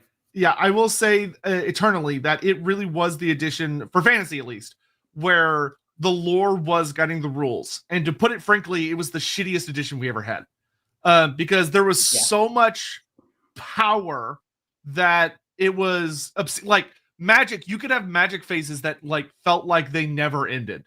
Yep. Because characters like vampire counts, especially, and the Slon for Lizardmen would generate so much magic that they would just keep going. I mean, I remember I think the 7th edition that was the edition where we had the Slon, where the Slon had a rule where every time they cast a spell, they got to add an extra dice. So what the Slon would do is they would math out how to cast like 6 spells a turn, because they would only do 1 die per spell, and it was obscene. Like it was absolutely obscene. Yeah. And we had that in 7th and 8th edition of Warhammer before they got rid of the psychic phase, because there are armies in 40k that just don't have psychers. And it's like your opponent's just sitting there for like 40 minutes going, cool. I guess I die. Yeah, I guess this is a good point. One of the easy ways to talk about this, I think, would actually be with psychic and magic, because when you read the lore, they talk a lot about how there are wizards and psychers that can like destroy entire armies. Yes. And then that doesn't ever actually happen in any books of Warhammer, which is it's like shame. Like in fantasy, we get wizards that just like obliterate armies in some of the Black Library books and stuff. But like that shouldn't be a tabletop experience, because it just sucks when you're playing against it. But there have been editions where it was like, 8th edition, they introduced magical vortexes like the Purple Sun that could literally wipe an entire army on turn 1. Yeah. And it like, I will never forget how bad I felt for people that would show up to play in like a GT, and like, you're there to win, but you're also there to have a good time, and you've like cleaned up your army and everything. And some asshole flies a Dark Elf on a Pegasus on turn 1, flies 20 inches to the flank of your army, throws 6 dice, irresistible forces, a 5-inch template that flies down your army, and everyone hit by it takes an initiative test or dies. Yeah, we actually had that, but it wasn't a flying elf. It was a flying dreadnought. I'm not kidding. The little box knot that could. It would. Sounds like it should not be a thing, but okay. It would activate the Wings of Sanguinius, which is a psychic power, and it would fly across the battlefield. It would line up your army and shoot the blood missile thing that I can't remember the name of right now. And it was just a beam that went out like 12 inches, and anything it touched took a test, and if it failed the test, was removed. Not died, removed. So it got around Eternal Warrior. Yeah, the Purple Sun was also you rolled a single D. I want to say for Purple Sun it was a D6 times 5 for the range. Yeah. So if they rolled like even above a 2, it was game over. And Ridiculous. it was if you got touched by the template, didn't even have to, because it was the 5-inch total one, so like the 2.5 radius, which was a fucking giant template. It was so rare that it got used. But they'd throw it down your line, and if the model was even grazed by it, you had to roll a d6 to get your initiative, which most things in the game had a 3 or less. But ogres, for instance, were 2s or 1s. So if you rolled a 3 or higher, it didn't matter how many wounds you had. It didn't matter if you had any ward saves, regen, armor, none of that. You just instantly died. And then, because it was a death spell, the rule was for every wound you caused, you got to roll a dice, and on a 6, you got power dice back, so you could keep casting. So if they just blew up all the ogres, they do like 30 to 60 wounds easy. So they roll 60 dice, and all the 6s they got were new spells they could cast. It's like, why that show seems up to the fair table? and balanced. Yeah, why show up to the table? Why? Oh my god, I would just, I would rage. I would rage so hard. Yeah, and it was not a good state because as much as I hate to say it, that's why I don't think it's good to have in most cases. Though I'll talk about some exceptions. I have an exception where I think the lore is represented very well with this with the army. Yeah, but it's rough especially because you'll always have your power gamers. Always. Yes. And power gamers ruin everything. So funny enough, I have the completely opposite take on power gamers. I play Warhammer 40K at a very competitive level. Okay, I go to GTs, I go to tournaments, and I play 10th edition with the intent that me and my opponent are both going to have fun, but we are playing at our best. Yeah. And a lot of the people that I play in tournaments are the most helpful people ever because they want to have the most enjoyment out of the game. I will ask people from across the board, I'm like, hey, if you move your tank here, can you catch a line of sight on my guys here, or are they covered? My intent is that they're in cover. And most opponents in tournaments, and even at GT levels, we're just like, oh, no, you're good. I'll put models on top of buildings and be like, they're on the bottom floor. I'm putting them here so that you know where they are. They are an inch away from all of the walls. And my opponent will be like, oh, thank you.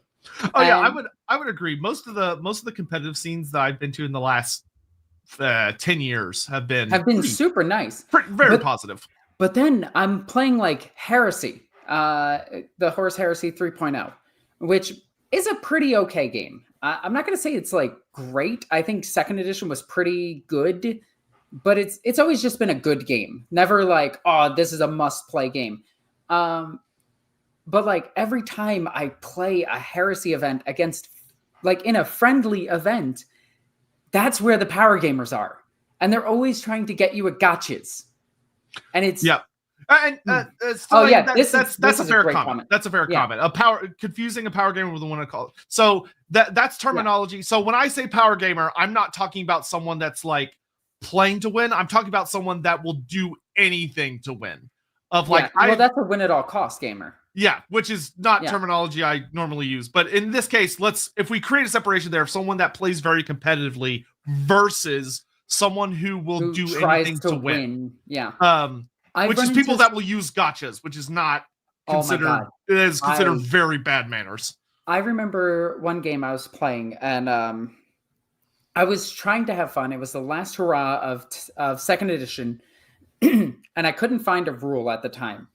And my opponent was very insistent that I didn't have it, and they were making me stressed. And I realized, like, oh wait, I have free will, and I just went. You know what? You win. Good game. You win. I quit. And they were like, wait, you can't quit. And I'm like, no, you won. Good job. Yep. And they were like, wait, no, I don't want to win like that. And I'm like, oh, it doesn't matter. You won. Yeah. And it was so annoying because like I moved and shot something. And then he's like, oh, if you shoot this unit, it can jump into combat. And I'm just like, all right, well, with that knowledge, I won't shoot it. And they're like, well, you already rolled dice. And I'm like, bro, what? Yeah, that's all. That is genuinely one of the best ways to undercut them. Because I remember being at tournaments. So this was more an issue pre 8th edition fantasy. But before 8th edition fantasy, it used to be that your list was a secret when you play a game. So like everything in your army was hidden from your opponent.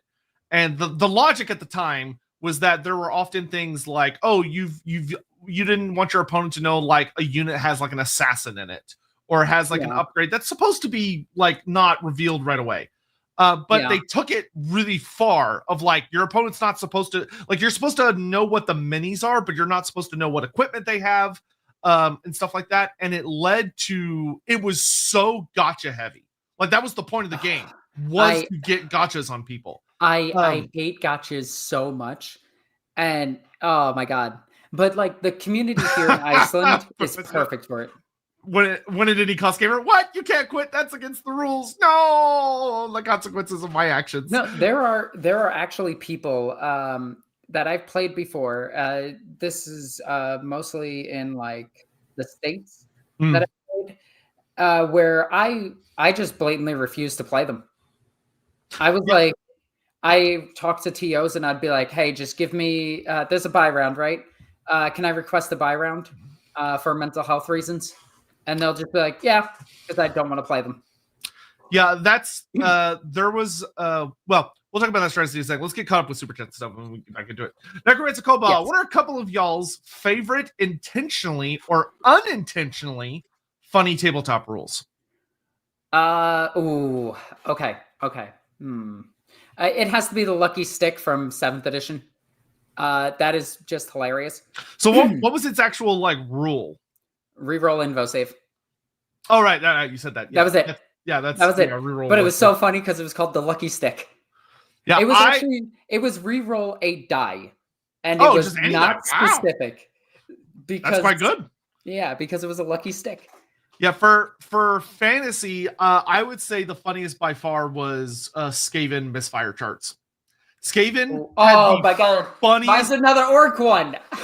Yeah, Skaven. Like, I cannot tell you how many games I played, how many tournaments I went to, where Skaven would bring warp lightning cannons because they were genuinely awesome. Like warp lightning cannons were really really powerful. They shot through terrain. Because the lore for it is that like the beam is so powerful, being this warpstone beam, that mountains, hills, it just goes through them. So you'd shoot it in a straight direction and it hit everything in that direction. But this led to this really funny situation where one of the miscast results you could get, I think it's if you miscast on a 6, would be that you'd have to roll a scatter die, which used to be a thing the game had, no longer has these days. I miss scatter die; they were fun. I still play them with them in Heresy, but yeah. I guess I still use them in fantasy, but I haven't played a fantasy game in a few months. But anyway, so you'd roll a scatter die, and the warp lightning cannon would spin to face whatever direction you came up with. So it would spin 360, land in the direction you rolled, and then it would fire a strength 10 shot 66 inches in that direction. And just obliterate whatever was in front of it. And there was Skaven players had this uncanny ability that when they would roll that result, it would always end up facing like straight down their own army and just plow through the entire army and just kill everything. Hell yeah. And it was great. And Skaven players most of the time were the most chill, like hilarious people that would be delighted to kill their own armies. Yes. My second one is the shock attack gun for the orcs, but not attached to the Big Mech, instead attached to the Big Mech's vehicle. There was a vehicle back in 5th and 6th edition of orcs called the Junka, and the Junka could have a shock attack gun. And the shock attack gun had a hilarious chart where 1, it blows up. 2, I'm going to get these wrong, and I apologize. It's been a few years. 2, the shock attack gun is only like strength 3, and it spews out the guts of like the grot that it slurped in and shot through the warp at you. 3, hilarious. The grot gets teleported inside your armor and starts ripping you apart because it's turning into a chaos spawn. Oh, okay. 4, it was a super strong beam. 4 was one of the results was you move the shock attack gun in contact with the unit that you shot. Okay. And then the sixth one was it put a beam so powerful that it opened up a rift into the warp, and the thing just got sucked into the warp into another dimension, just ripped apart. And the orcs think that this is hilarious. But I remember I was shooting a big mech in his own custom transport with the shock attack gun. I can't remember what it was called right now. I can't remember the transport's name. My apologies. But I shot and got the ability to go all the way across the field into combat with the thing. But if you rolled 3 6s, yeah, you killed yourself. Yep. But because I was in a tank, it counted as a tank shock. And because it traveled all the way across the field, it was strength 12. That's fantastic. It had no AP. So it just bounced off of the guy. But it's still hilarious that I could just imagine the shock attack gun flying across the field, just going, oh. Yeah. Skaven and Greenskins were always fantastic in fantasy. Like Greenskins, Skaven, like the rattling guns, their rule was very good, and it was really good for people that enjoyed gambling too much, because the idea of a rattling gun was you rolled a d6, and that's how many shots you got, and you could roll as many d6s as you wanted, but if any of them matched a d6 you had already rolled, it misfired. So if you rolled like a 1, a 6, a 4, a 2, you just fired 13 shots. That's great. But if you rolled a 6 and a 6, you just misfired. And their misfire results would be anything from they'd explode to they turn and shoot the unit they were supposed to be protecting to all sorts of goofy stuff. Why don't I have an orc army? Damn. I've been talking about orcs this whole time. Yeah, it sounds like shit. Or like Greenskins, the Doom Diver catapult is super famous. Of like, it's literally a goblin that wears a pointy metal hat that gets launched out of a catapult with wings. And the rules were great because it fired like a catapult. It actually hurt really bad. But because the goblin has wings that it flaps, you could correct the scatter die by d6 inches, which represented it flapping its wings, trying to aim, which was great. Like that's just fun. Or my personal favorite, and one I got a lot of use out of, was so the Uber spell for the lore of Gork, or the lore of Bigwa, is the Foot of Gork, right? Classic, super classic spell. Had its own temple and everything. You put the foot down. Yeah, just stomps on everything. But the Greenskins had a rule where when they Foot of Gorked, if they did like the big version on a 3+, they got to keep stomping. So every time they would stomp, they would roll a dice, and on a 1 or a 2, or on a 2, I think it stopped. And on a 3 or higher, they got to stomp another unit. And they just kept stomping till they rolled a 1 or a 2. But if they rolled a 1, their opponent got to choose where the foot would go down.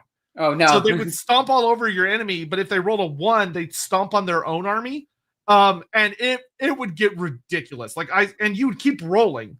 So I remember, or maybe it was on a 4+, they kept stomping, and on a 2 and a 3, it stopped. And then a 1, the opponent picked. But I literally watched a guy, a Greenskin player, who rolled like 3 1s in a row and just kept stomping on his own army like over and over again. It was great. The best part is he's probably having the time of his life. Oh yeah, almost every Greenskin player I knew were the sweetest people because they barely ever won because their rules were so random. It was very hard to win. I have never met an orc player in any capacity that was a bad person. I have had the best games against orc players, and I love when orc player, like, I know it's one of the things, like, a lot of people hate when you hear the orc player at events or at the screaming and shouting and everything. I am not having fun unless that orc player is screaming and shouting. If I hear somebody go, I'm going to call the WA this turn in a calm voice, I'm going to be like, ugh. The dice gods won't favor that. Also, AVP Lycor, thank you very much for gifting us up, by the way. Schroeder, thank you for the 39 months. I just want to call those out. Appreciate it, because they don't show up on here normally. Did he, though? Because it's Schroeder. Yeah, Schroeder 9000, man. He's the ultimate Schroeder. My God. Yeah, but so I knew an orc player who, we all loved him. I think his name was Eric. We all genuinely loved him to death, in spite of what I'm about to say about him. We all loved him very dearly, but he was known as the Slowhammer because Oh, no. he was the slowest player ever. He played orcs, which are a huge army with a lot of randomness that happens. Like that's why orcs were never in fantasy were never considered particularly competitive, because their rules were designed more to be fun. So they had a lot of random, because like animosity is super It's random. the same in older editions of 40k versus 10th edition. 10th edition, they had the dumb the orc rules down quite a bit to make them, actually be able to play an entire game. Yeah. In So 3 hours. yeah, so the Slowhammer, he would sit there with this giant army and he would think so carefully about every single thing he had to do, even though most of the time he didn't actually have any choice over what was going to happen because the random dice would decide, but he would still sit there and think about it. And playing him was like, he was super sweet, but like playing him, especially if you were playing in the game slot before lunch, was a nightmare because you were gonna be late for lunch. Yep. It would take forever. Every game, like you'd be lucky in a 6-turn game, you'd be lucky to get to the end of turn 3. Like, it was terrible. Yeah, I know. Terrible. we have a few players like that. And it wasn't like he was like a really hardcore player that was like deliberately trying to run the clock out, which I have seen in my life. I have as well. It's really fun. Yeah, he was just a really nice, very sweet, but very old guy that just took a really long time to commit to a decision. Yep. AV Poor Lycor. Just curious on what both of your favorite wars are lore-wise in the 40k setting. Lycor says theirs is the Octarius War between the orcs and the Tyranids. Octarius is really good. Oh man, that's gotta pick one. Give me a second. So okay, I'll grab mine because I don't know about that many. For me, the Octarius War would probably be my favorite because I feel like when it's Xenos versus Xenos, GW lets both sides actually just have a good time with it. Yeah. I think if the story, because I think they could have done a really good job with it, if the story of the Blood of Baal had ended with the Tyranids just like taking the planet, and then the Blood Angels had to go through a whole story to like retake it. Could later. you imagine if GW would let the Space Marines lose? Yeah, if that'd be cool. That's how that story should have ended. If Baal had fallen to the Tyranids, that would have been my favorite story because that would have been a genuinely fascinating and tragic tale. That's not what happened because Khorne saves the day for reasons. It is weird because there's 2 versions of that story. One where Khorne shows up and one where it's mentioned that they might have shown up. Yeah, or I forget his name. The guy I hate. Kabanda fucking shows up and saves the day like a total douche. Yeah, which is weird because Kabanda isn't really part of 40k lore as much. He's not part of fantasy lore at all. No, it's because it's Kabanda and he's just the guy. Yeah, I know. He has a very unhealthy like hate fuck relationship with Sanguinius that he can't get over. Oh, okay. All right. Yes, he is the most Sundari bloodthirster. That is the perfect description of Kabanda. Okay. Yet one more. I can't remember the name of the war, but it's when the Lion declared war on the Space Wolves. Not the Lion, sorry. Azrael declared war on the Space Wolves. And it was because of the Changeling. I cannot remember the name of the war. And it was a little bit bizarre because the dark... What was it? Months of Shame. Thank you, Victor. Victor's my brain. He can remember names. I can remember some things. You're a flawless team. Yep. But the Months of Shame is like this ridiculously cool story and has one of my favorite moments ever in any book in the history of forever, except for 40k books. Let's just leave it at that. But it has Bjorn the Fell-Handed waking up, going, "The hell is happening? Why is there an Inquisitor here? Why is she fine?" And starts playing with her hair. He's a dreadnought. Also, the Dark Angels is absolutely why do I like have the mental image of him like calling her Fraulein, and it's like everyone's like, ugh. No, he actually just hits on the Inquisitor. It's really, really weird. My man's like, I may be in a living casket, but that's not going to stop my game. He's just like, if you open this up, I'm pretty sure it still works. So there are no good Eldar Wars. No, there isn't. Yeah. I feel bad for the Eldar. Like, elves in fantasy have so many cool stories. Hear me out. And this is going to piss off a lot of people. Eldar don't really fit into the Warhammer 40k setting. Ooh, there's a spicy take. I will stand by this. They are also the Weeb faction because they follow the path of the Bushido. They shoot shurikens at each other. All their iconography is Japanese. They are literal like Zen garden monks. Path of the Outcast, my beloved. But like, there is not like GW does not care about them at all. And the only times you see the Eldar do anything is in the tabletop setting. Is when GW accidentally made them too powerful, and then people drop them because they're an army that is very difficult to balance. In fact, there is more about the Tau than there is the Eldar. The Tau fit the setting way more than the Eldar, and I will stand by this. And they had to shoehorn in the whole Slanesh thing because the elves did not do that in fantasy. Yeah, no. Yeah, Slanesh just came about like the other three in fantasy. Yeah, it's Eldar. I would very much agree in the sense that it really feels like GW doesn't know what to do with them. No, they don't. They have no idea. Yeah, because they're just punching bags for everybody else, and they feel very bizarre and random. Yeah. Like one of their best stories is in the Dawn of War 3 game, which the Dawn of War 3 game is absolutely atrocious, but the story is pretty good. And that's it. That's all we get. Eldar only exists so that named characters have the option of curb stomping the avatar of Kane. Well, they gotta establish themselves somehow. Not anymore. Not anymore. The avatar is not even on the table anymore. It is now you have to beat Angron. Because everyone's beaten Angron. Yeah, Angron has joined. He has added up. Yeah, I will say, if they come out with the Dino Eldari, yes!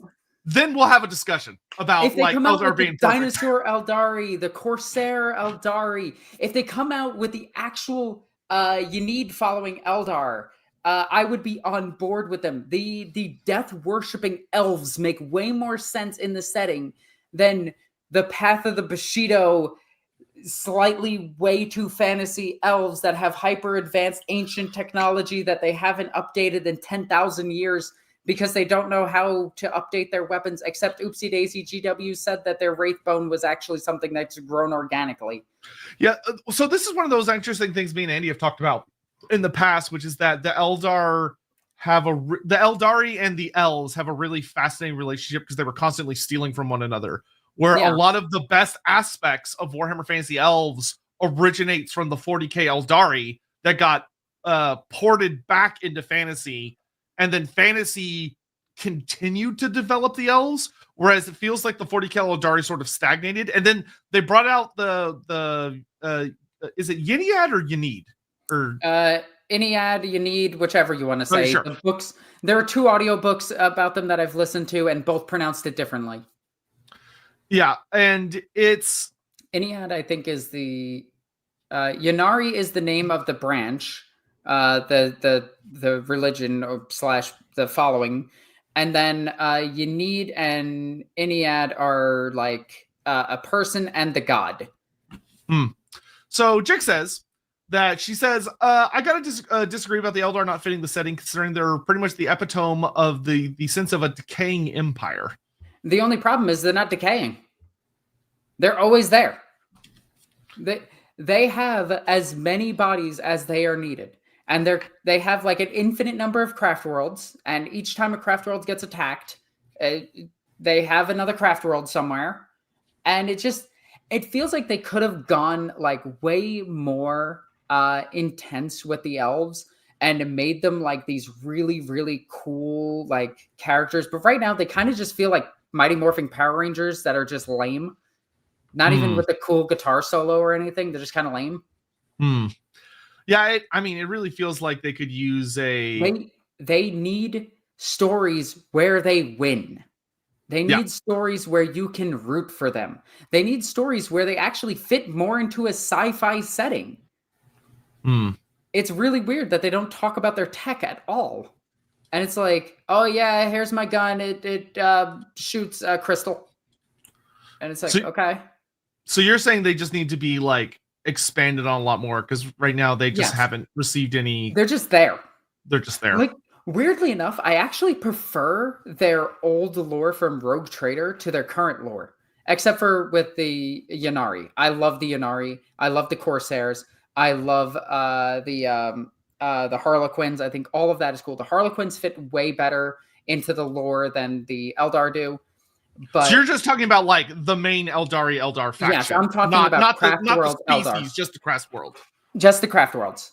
I think they need to actually like go in there and actually like do stuff with them. They have nothing from like their point of view except for like the Path books, but most of the Path books were written prior to them trying to change the Eldari and make them more, part of the setting. It was more like, yeah, here you go. You can write these and make them cool. But like, I would love to see like the 5-book series of just the Eldar dealing with the warp rift that ripped across the entire universe. Yeah, that would be cool. All right, let's get caught up on some more super chat stuff, and then I think we can circle back around to this, and we can talk about like how this reflects into their tabletop presence and yada yada. Because I think there's something that could be explored there. Morton Crescent, Ciaphas Kane, fraud or hero of the Imperium? Yes. So he himself has no. Ciaphas Kane is kind of a joke character. It's based off of a British comedian or a British comedy show. Ciaphas Kane is a character who he himself believes that he is doing everything cowardly, and it turns out that it's always working in his favor.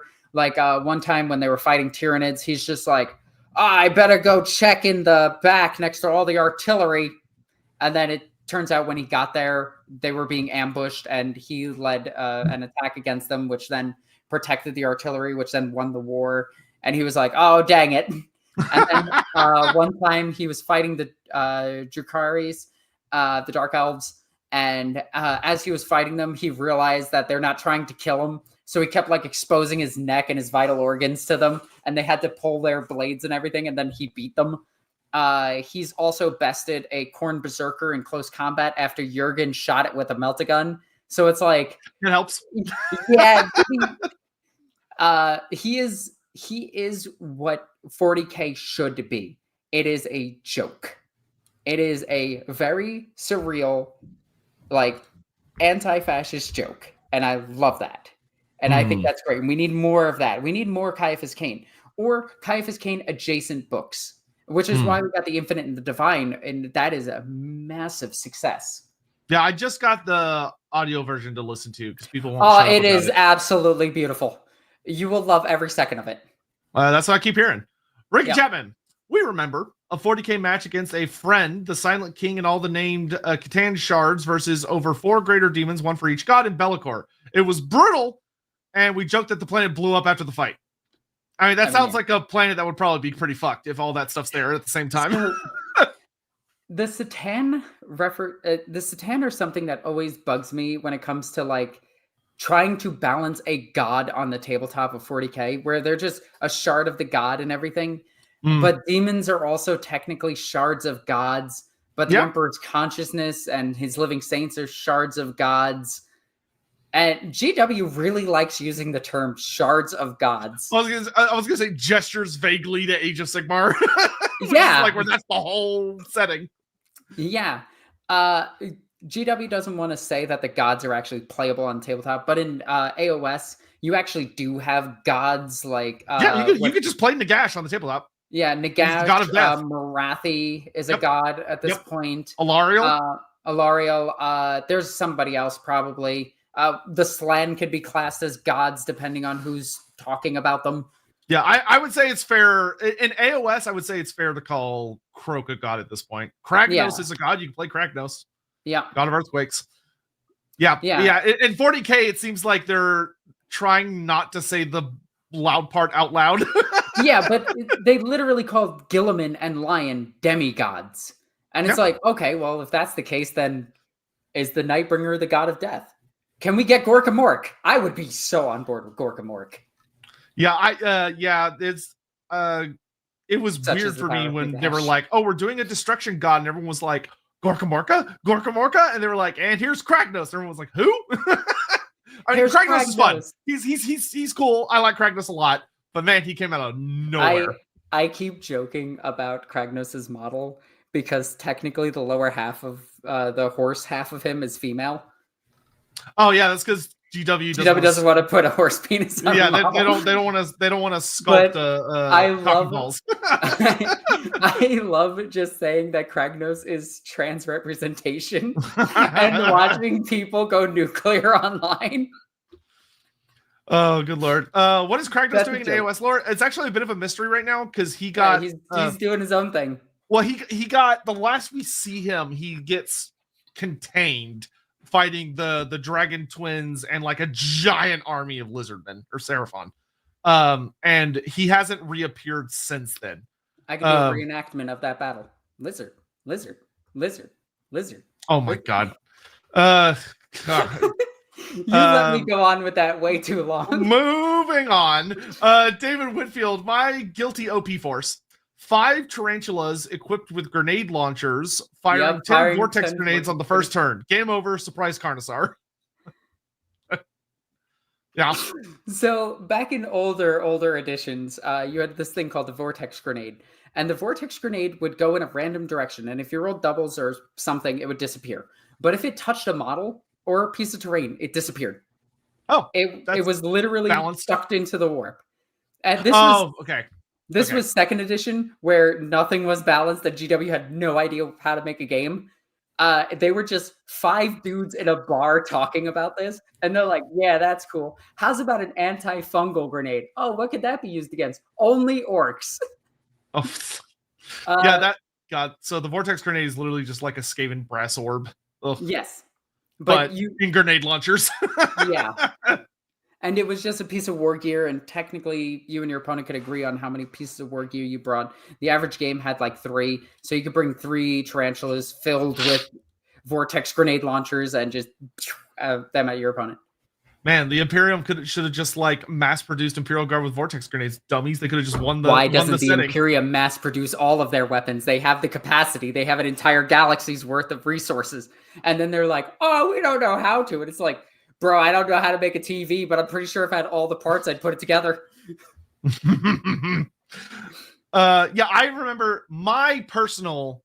this will be a good question for NornQueenAlexis, would be... so my personal bullshit tactic I took to the tabletop.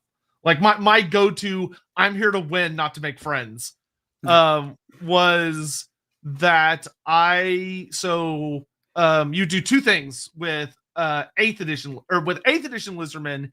It was you took a big group of Temple Guard and you made them super OP ridiculous with a Slon. And the goal was that you took a life Slon.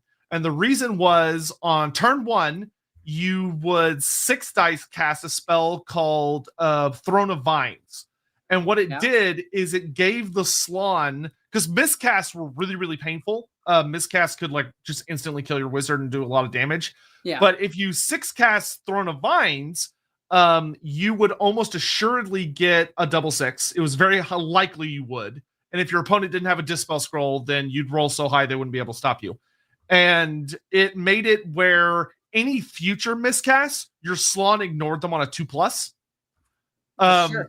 So then from that point forward, you would cast one of 2 spells. You would either cast Dwellers Below, where you picked an enemy unit and said, okay, every model in that unit has to roll a dice. And if you roll higher than your strength, or you roll a 6, that model instantly dies.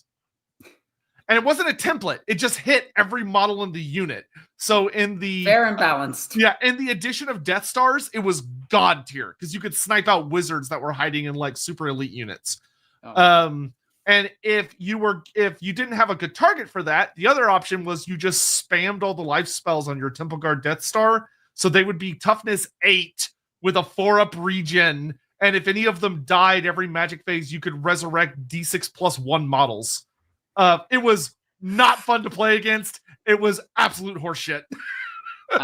For me, I think I could say a piece of war gear, and that's it. And everyone would know exactly, if they played in the edition, they know exactly what it is.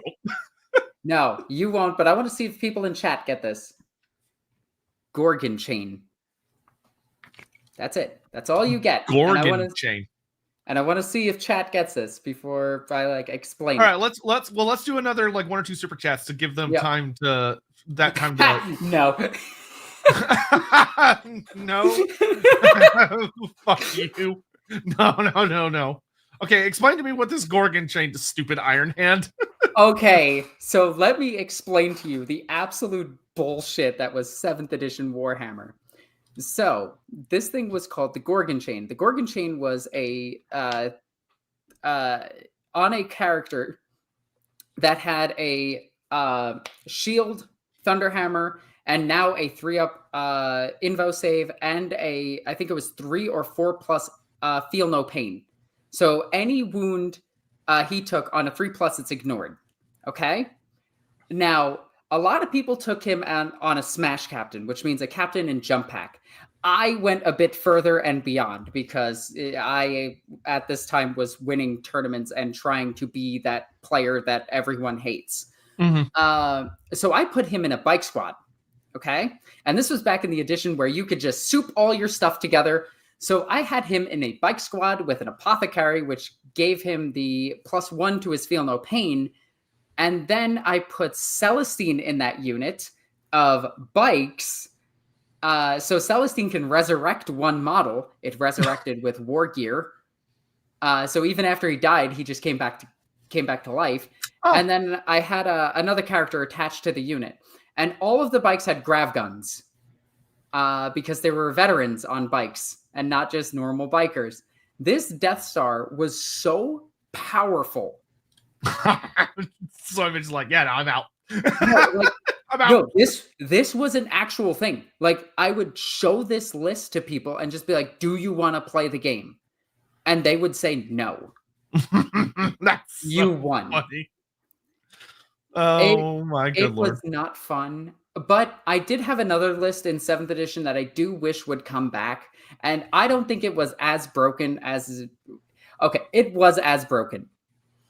But I used to play Star Phantoms, a Space Marine chapter that specialized in Devastator squads. Devastator squads at the time, in a certain detachment that you took them, could take free transports. So you took usually the Razorback, but I took the drop pod because at the time the drop pod's doors counted as part of its model, which means you can't walk past it. So I had 7 squads of Devastators, all equipped with grav cannons, and I would deep strike 5 drop pods turn 1, zone out my opponents so that they couldn't move, and then shoot them with grav guns. It was such a fun game for me, and only me, because I was playing solitaire at that point. Thanks, I hate it. Yeah. That I mean, I remember, so I didn't play the most overpowered army because I just loved Lizardmen. A lot of one of the most overpowered builds were Warriors of Chaos, because Demon Princes got absolutely obscene, or you had things where you could have a Chaos Lord with a 3-up ward save that rerolled on 1s, who just flew around on a disc of Zinch whacking things with a sword because he was literally impossible to kill. Unless you got just obscenely lucky. But let's grab a few more of these because we're falling behind on these. Blood Angel should have kept the Flying Dreadnought, says Stephen Lucas. Yes. Okay. Hear me out on this. I think they should make a new Dreadnought. One, I think the Castaferum, the old box Dreadnought, should actually just be made into a bigger kit, and GW does not need to explain it. I don't care that it's now the size of the Redemptor Dreadnought. I do not give a fuck at all. Just still call it the Castaferum Dreadnought, and let's make a new Bjorn the Fell-Handed, Blood Angels Death Company Dreadnought, a Blood Angels Furioso Librarian Dreadnought. I want those back. And yes, I do want him to have either a jump pack on him. I don't care. 30k has a jump pack Dreadnought. 40k can have a jump pack Dreadnought. Doesn't need to make sense. We're here for the rule of cool. I want my flying Dreadnoughts back. I want the Furioso Librarian Dreadnought back. I would love if they just had like not accurately sized, like just really tiny cherub metal wings. That just allows them to fly. Well, weirdly enough, the 30k one basically just has a jump pack, like a Space Marine jump pack on it. That's so funny. Like honestly, the more stupid looking, the better. I mean, I still remember when the Tomb King's 8th edition book came out, the Necrosphinx. They have these big wings on their like arm side things, and in tabletop, when they originally came out, it gave them the hover rule, so they could fly for 10 inches. And everyone was like, how? Like, they're not flapping, and it's like they just can. They just can. And everyone was like, well, how? It flies like a hummingbird. Yeah, and so in Total War, I'll never forget when they announced they were doing the Tomb Kings. I like had a chat of like, are y'all like actually doing the tabletop rules? Because according to the actual tabletop rules, that thing's supposed to fly. And they were like, no. No, we're not doing that. It's not gonna fly. Yeah. So silly. Avani, Eldar. Oh no, we already did that earlier. Thank you again. Warrington Crescent. I maintain that the Tower 40k's take on history repeating, first as tragedy and then as comedy, following the Imperium's example. Yes, I think they're about to hit their downfall. They just need to expand a bit more because they're about to hit the dark point where they start revealing that they are psychically they can become psychers. And I think that's the exact point that they are at, because they're now being possessed by demons. They are now have knowledge of demons, and they have a greater demon / god, weak minor god that is their belief system. I do believe that they are about to have a massive civil war with each other. I think they are just going to go through a heresy. Like, I think that'd be fun. We're almost at it. And if GW has the balls to do that, it would be absolutely amazing, because it would be cool to read it from like the Imperium's point of view, where they're just like, whoa, hold on, what's happening? Enclave versus Empire. Yes, that's what I want. And I think that Farsight is eventually going to get possessed by his Satan Phase Blade. By the way, that is a Necron weapon, and we've always known what it is. It is the very fun. His weapon is the first effect of the soul transference. So every time he kills something, it's transferring its soul into the pilot. The Necrons actually want that back. Yeah, they're like, please return. They don't know what the hell the Tau are. Yeah. Tablam, is that an 8-star chaos tattoo? Can we trust this human? Nope, it's worse, actually. It is so much worse. I have Slanesh tattooed on one arm and the Mark of Slanesh on the other. Yeah, she's not suspicious at all. No, I'm your total average, normal Imperial citizen. By the way, follow me into my ecstasy den. Yeah, it's great. They have drinks and free cookies and everything. Super Unlock. I think that it's ridiculous to expect Tabletop to be at the same power scale as the Lord when Mazda Mundi or the Lion can just show up. Those aren't normal orc boys. They're the ends of Hell's Reach boys. Yeah. The when it comes to like trying to balance like a tabletop game versus the lore, we have to look at the 40k. Like 40k's lore can't be power scaled, and this is something that I will fight people to the death on, because a lasgun is strong enough to pierce a mountain and go through it. A lasgun, not a las cannon, a lasgun. Now, granted, that is in a really shitty book written by a really shitty writer that will. I was going to say, with that being a thing, I just imagine there being like a group of drunk Imperial Guard that like all aim their las cannons down, and it just like shoots through the core of the planet, just destroys like the magnetic center of the world, kills everyone. But like for instance, because there's a whole series on my channel about like historically accurate Warhammer and what it might look like, and could it actually be functional, whether, and a lot of their aircrafts are surprisingly good. Real quick, if you want, do be sure right now, especially or after the stream, that NornQueenAlexis's links are in the description, and you should check those out. You should really, because she has a lot of really cool stuff on there that's been up there for a good time. There's a lot of content you can delve into. Yeah, I barely post nowadays, but I'm gonna post more. But if that's the best thing about YouTube content, just keeps on trucking. Yeah, but Sorry, continue. I talked to a military historian about this and everything, and we went through all of like the Imperial vehicles and everything, and whether or not they'd be functional and the weaponry and everything. The humble lasgun is probably the best fictional laser in existence. It's one of the strongest. It can punch through 3 inches. An inch of titanium, which is insane.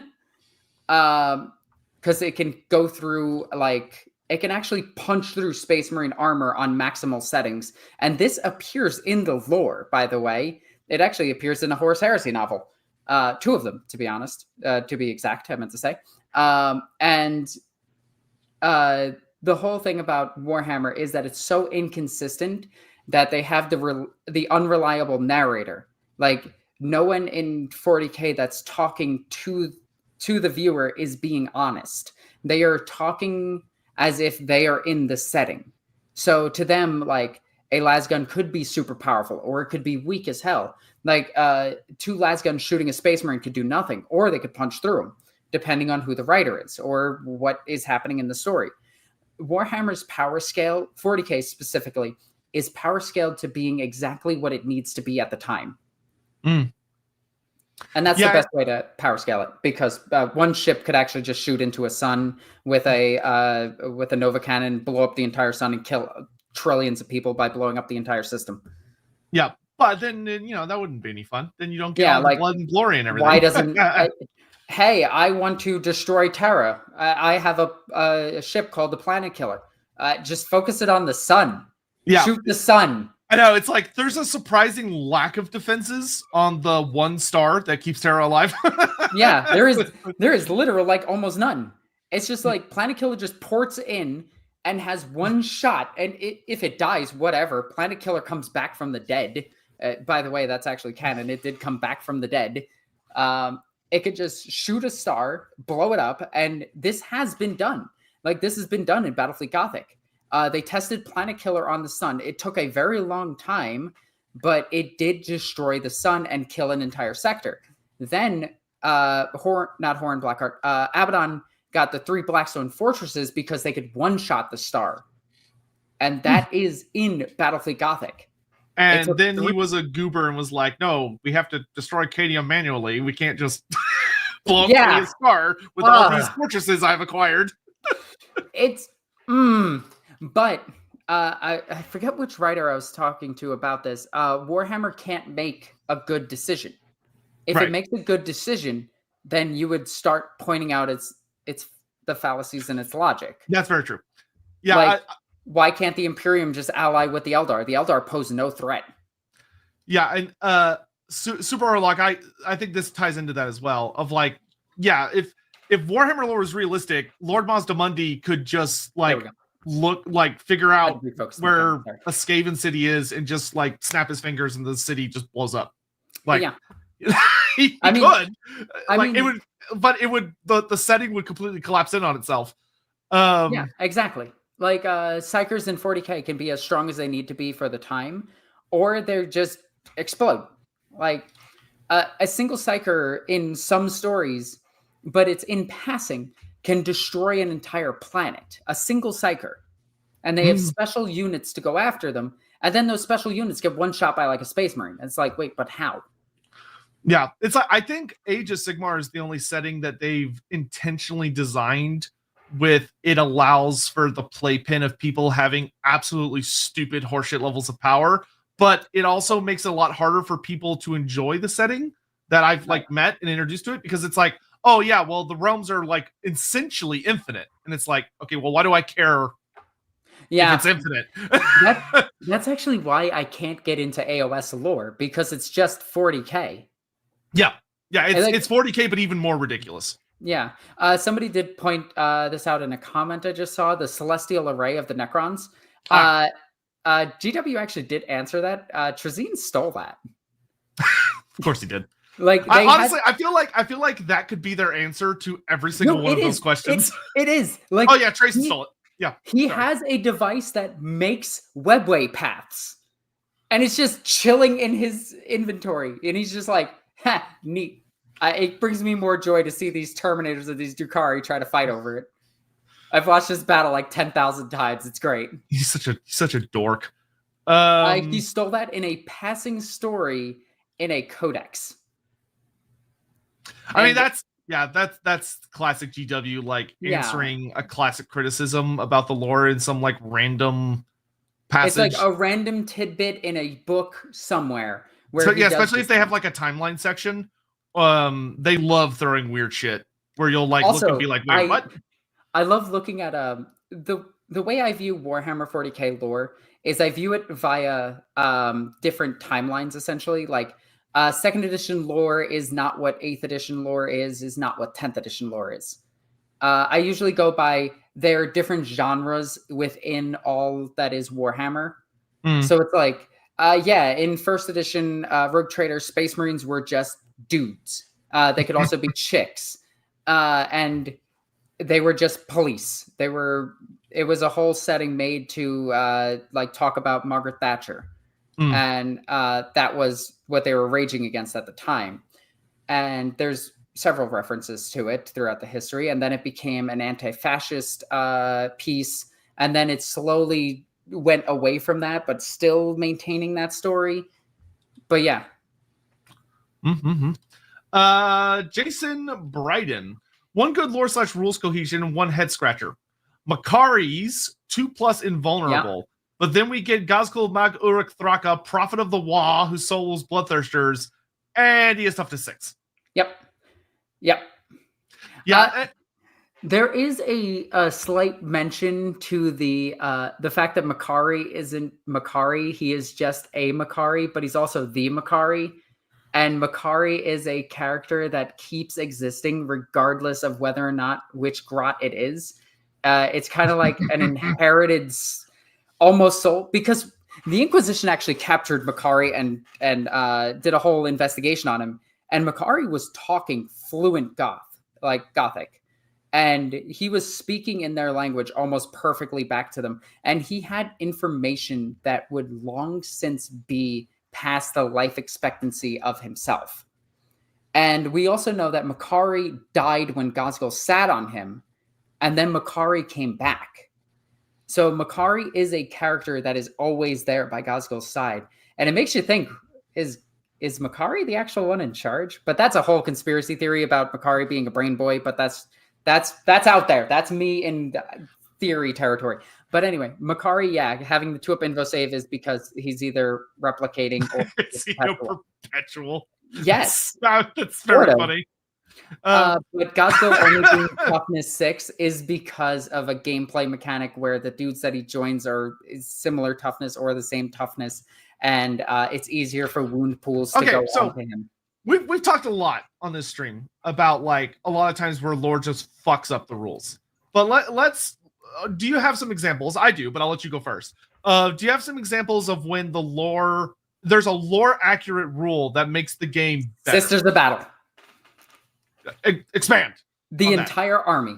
So Sisters of Battle have this miracle dice mechanic where they can do miracles. So if a sister unit dies, they gain a miracle point. And this is actually, I believe this is a reference to Ethereal Stern. When the sisters died, she became stronger because she was absorbing their souls, and thus her soul became stronger. As the sisters die, they become more and more connected to the Emperor, and thus can do miracles like, hey, I need this shot to hit no matter what while I'm running backwards and pull the trigger and it'll kill somebody. Or they bring somebody literally back to life because the Emperor needs them at that point. And the Miracle Dice system represents like, one of my units was destroyed, I destroyed a unit, or something else happens. I can't remember what the current Sister Battle rules is. But essentially, if they, at the beginning of the turn, they gain it, and if a unit dies, they gain it. And they gain a Miracle Dice pool, and they can use those numbers for anything in the game. You can only use 1 per unit on per phase, depending on which order you take. I think Sacred Rose can use 2. Martyred Lady gets stronger as they get wounded, which is a reference to their faith becoming stronger as they're dying. And it is really cool because it's not only is it the lore itself backing the army actually feels like Sisters of Battle, where they're doing these miracles, and it's super cool because you can like discard a miracle dice and guarantee a wound on something, and it's like the Emperor himself guiding their blade. There's a Palatine whose ability is like, I could discard 3 miracle dice, get super strong, and deal like ton of mortal wounds. I'm going to keep going like this because that's a sword motion. Yeah, go for it. Yeah. I think we can suss that out. Yep. You never know. Somebody might think I'm trying to hit like a fly. You never know. But like, I think the Sisters of Battle and Demons especially fit the lore to tabletop as well as they can be. Yeah, and it also, like somebody pointed out, it encourages to play to sacrifice just the way the sisters do, because they martyr themselves all the time.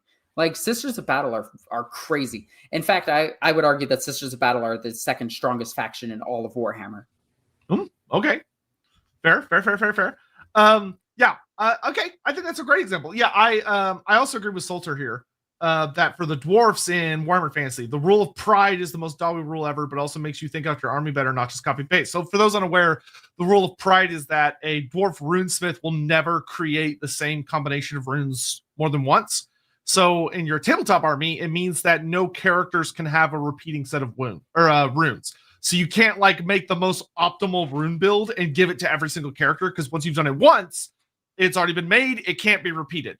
And it does, I agree, like not only because it's a lore justification for a tabletop restriction. And I think that's a great way to use lore of like, well, you're not able to. So like a good example would be, this actually isn't the case anymore, but in 8th edition Tomb Kings, there was a rule where you could not take a Tomb King or a Tomb Prince on a horse.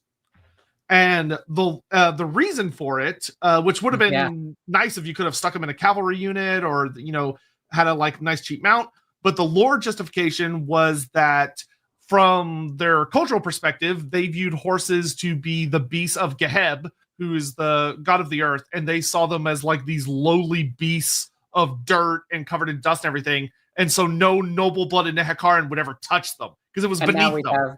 And now we have them riding horses. Yeah, and now we do. And Total War did as well. So Games Workshop clearly looked at that and either forgot or just decided they didn't care. Which is fine. I think it was the limitation of the horse at the time. Like their What it actually was is they didn't want to make a mini. They only had minis for characters on chariots, and they didn't want to make new ones. So they came up with a lore bullshit reason. But it was cool at the time. I've been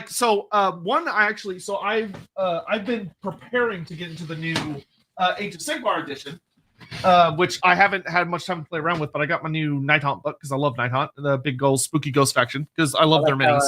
I like how the green screen. Yeah, the green screens. It's a real ghost book when part of the book is see through. But one of the rules they introduced is there's a character they introduced called the Scriptor Mortis, who in his original rule set sucked because his rules were a little too lore accurate, where the idea is he's basically like, he has the death note. It's literally a guy with a palanquin. He's got a book, and if he writes your name in the book and he finishes writing how you die, you die. Like that's the whole gimmick. So it's a death note. Yeah, it's literally just a death note.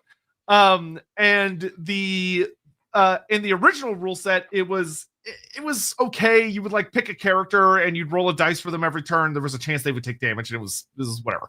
But in the new rules, they made it super fun, because what it is now is that he writes how someone's going to die, and as long as he's alive and still writing about them, he's still writing his fanfic. They take and then they both kiss, and then they die. Yeah, exactly. It gives the rule, the unit that he's targeting, a sentenced rule or debuff, which makes it where all Night Haunt are better at killing them. But they made a combo with it with another character called the Lord Executioner, which is like a big hangman type looking dude, or executioner with like a big axe or whatever. And what they did is they combined the two of them to make a lore story, which is that if you run both of them together, and you have someone sentenced, and then a Lord Executioner does a wound to them, at the end of the turn, the Lord Executioner gets to roll a dice, and if he gets a 4+, the thing that has been sentenced instantly dies, regardless Just of any like saves my it has. hopes and dreams. Yeah. But it requires like a fairly elaborate set of circumstances. Because first, like the Script of Mortis has to target them, he has to sentence them on a 2+. The Lord Executioner has to get in combat with them, and he has to deal at least 1 wound and then roll a 4+. So like it's not easy to get, but it's an insta kill, which is fun, and I like that a lot. Yeah. One of the more ridiculous versions would actually probably be like the fucking Nagash's rule, which Nagash has had this since AOS First Edition. They kept it as a legacy rule, which is his Hand of Dust, which is the scariest gamba, which is that if Nagash is in combat with you, he can do a rule where he rolls a dice, and I think it's on actually, it used to be a spell. Now I think it's just an ability. So if Nagash is in combat with you, he goes, Hand of Dust, and you go, what's that? And he takes a dice and he hides it. The player hides it either underneath one of 2 cups or in one of their hands. And they say, pick a hand. And if you get the hand with the dice, nothing happens. If you get the hand that doesn't have the dice, whoever he Hand of Dusted instantly dies. Oh, that's... Because he's the god of death, and fuck you. I hate and love it. Yeah, it's a very goofy rule. All right. Looking for. Okay, I just saw this comment a little bit back, and I'm so morbidly curious that I have to pull it up. So, okay. Gamer Jam goes, I got a question. Do you have hope for humanity? And I'm so curious. Are you talking about like in general? Or are we talking about like a specific setting? Like, are we talking about 40K, or are we talking about like IRL? Because like I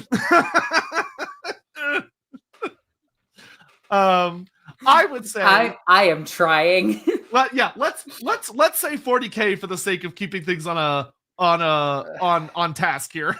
Do you have hope for humanity in 40K? No, not at all. There is no humanity in 40K. They have no like morals to be better. Ooh, spicy. Well, this is the setting. Like they, I agree, but carry on. They torment themselves. They torment themselves. They're a death cult. They worship this being that does not care about them and only cares about the future of humanity, but only in his way. And he will not take criticism from anybody, including his wife and his best friend, who might also be his partner. Depending on whether or not you read into what Constantine Valdor really, not Constantine Valdor, what's the guy that he's a DC character that's written into Warhammer for some reason. I can't remember his name. No, I don't know. But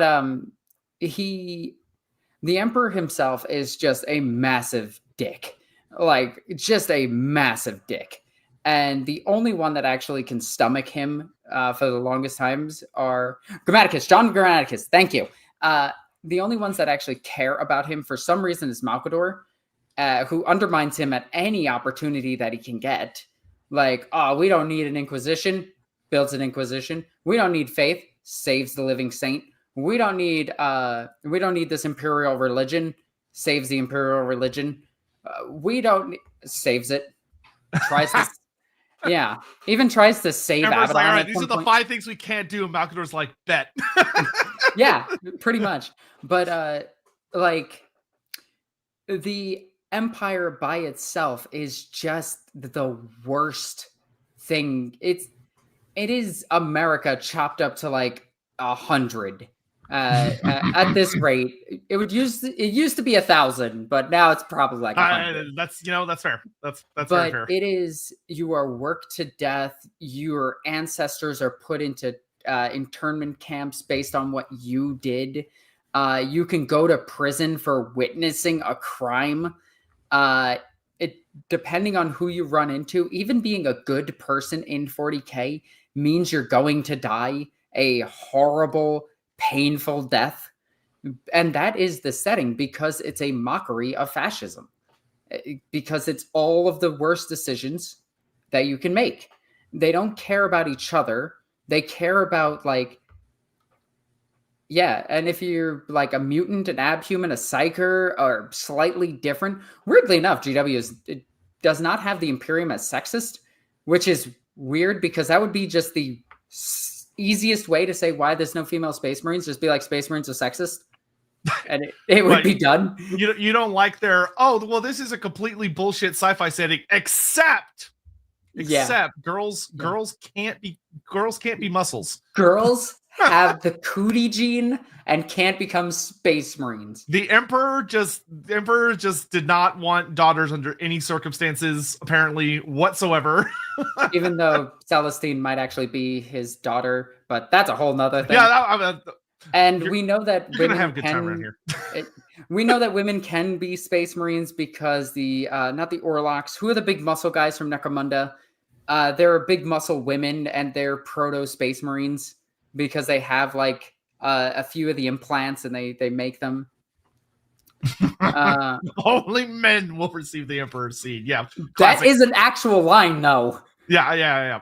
Like, we all know the Emperor was just a big horn dog. That was the true reality. Goliath, House Goliath. The Goliath.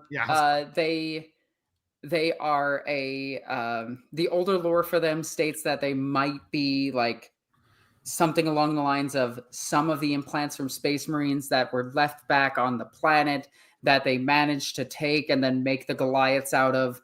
And there's female Goliaths that are huge and can wield heavy bolters like they're nothing. So we know that they could exist. It's just GW doesn't want to do it. Like, that's the real reason.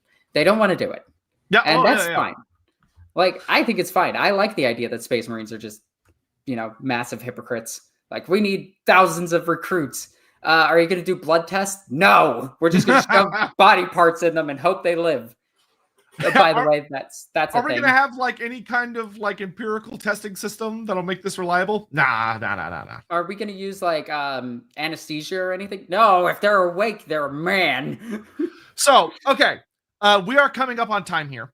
So at this point, I want to say if there's anybody in the chat that has any kind of last minute questions when it comes to rules reacting with the tabletop game. So if like there is one comment I want to point out real quick. I'm disappointed because I know it's not going to be the gay harem one, but carry on. I can't click it. You have to click it. It's who said it? Ricardo. This one. Yeah. He says, I disagree with that take. Yeah, the Imperium is absolutely awful, but just as there are a million worlds of war, there's another million where you will never see war in our civilized worlds. There is only a million worlds that the Imperium controls, and all of them are at war or are in the warlike system. And even the peaceful paradise worlds are geared towards war. There is no escape from the war. There is only war, and that is a consistent in every edition. There is only war. Yeah, that is literally the tagline. Yep. And you will not be missed. And you will not be missed. Yeah. Also, very classic tagline. Yep. She said the thing. Yeah. All right. Once again, I'm going to give y'all like literally just these last couple of minutes. While we're doing that, Alexis, you want to tell people kind of like what you got going on, where they can find you online, all those kinds of little self-promotion-y thingy-majiggers? I do the YouTube sometimes.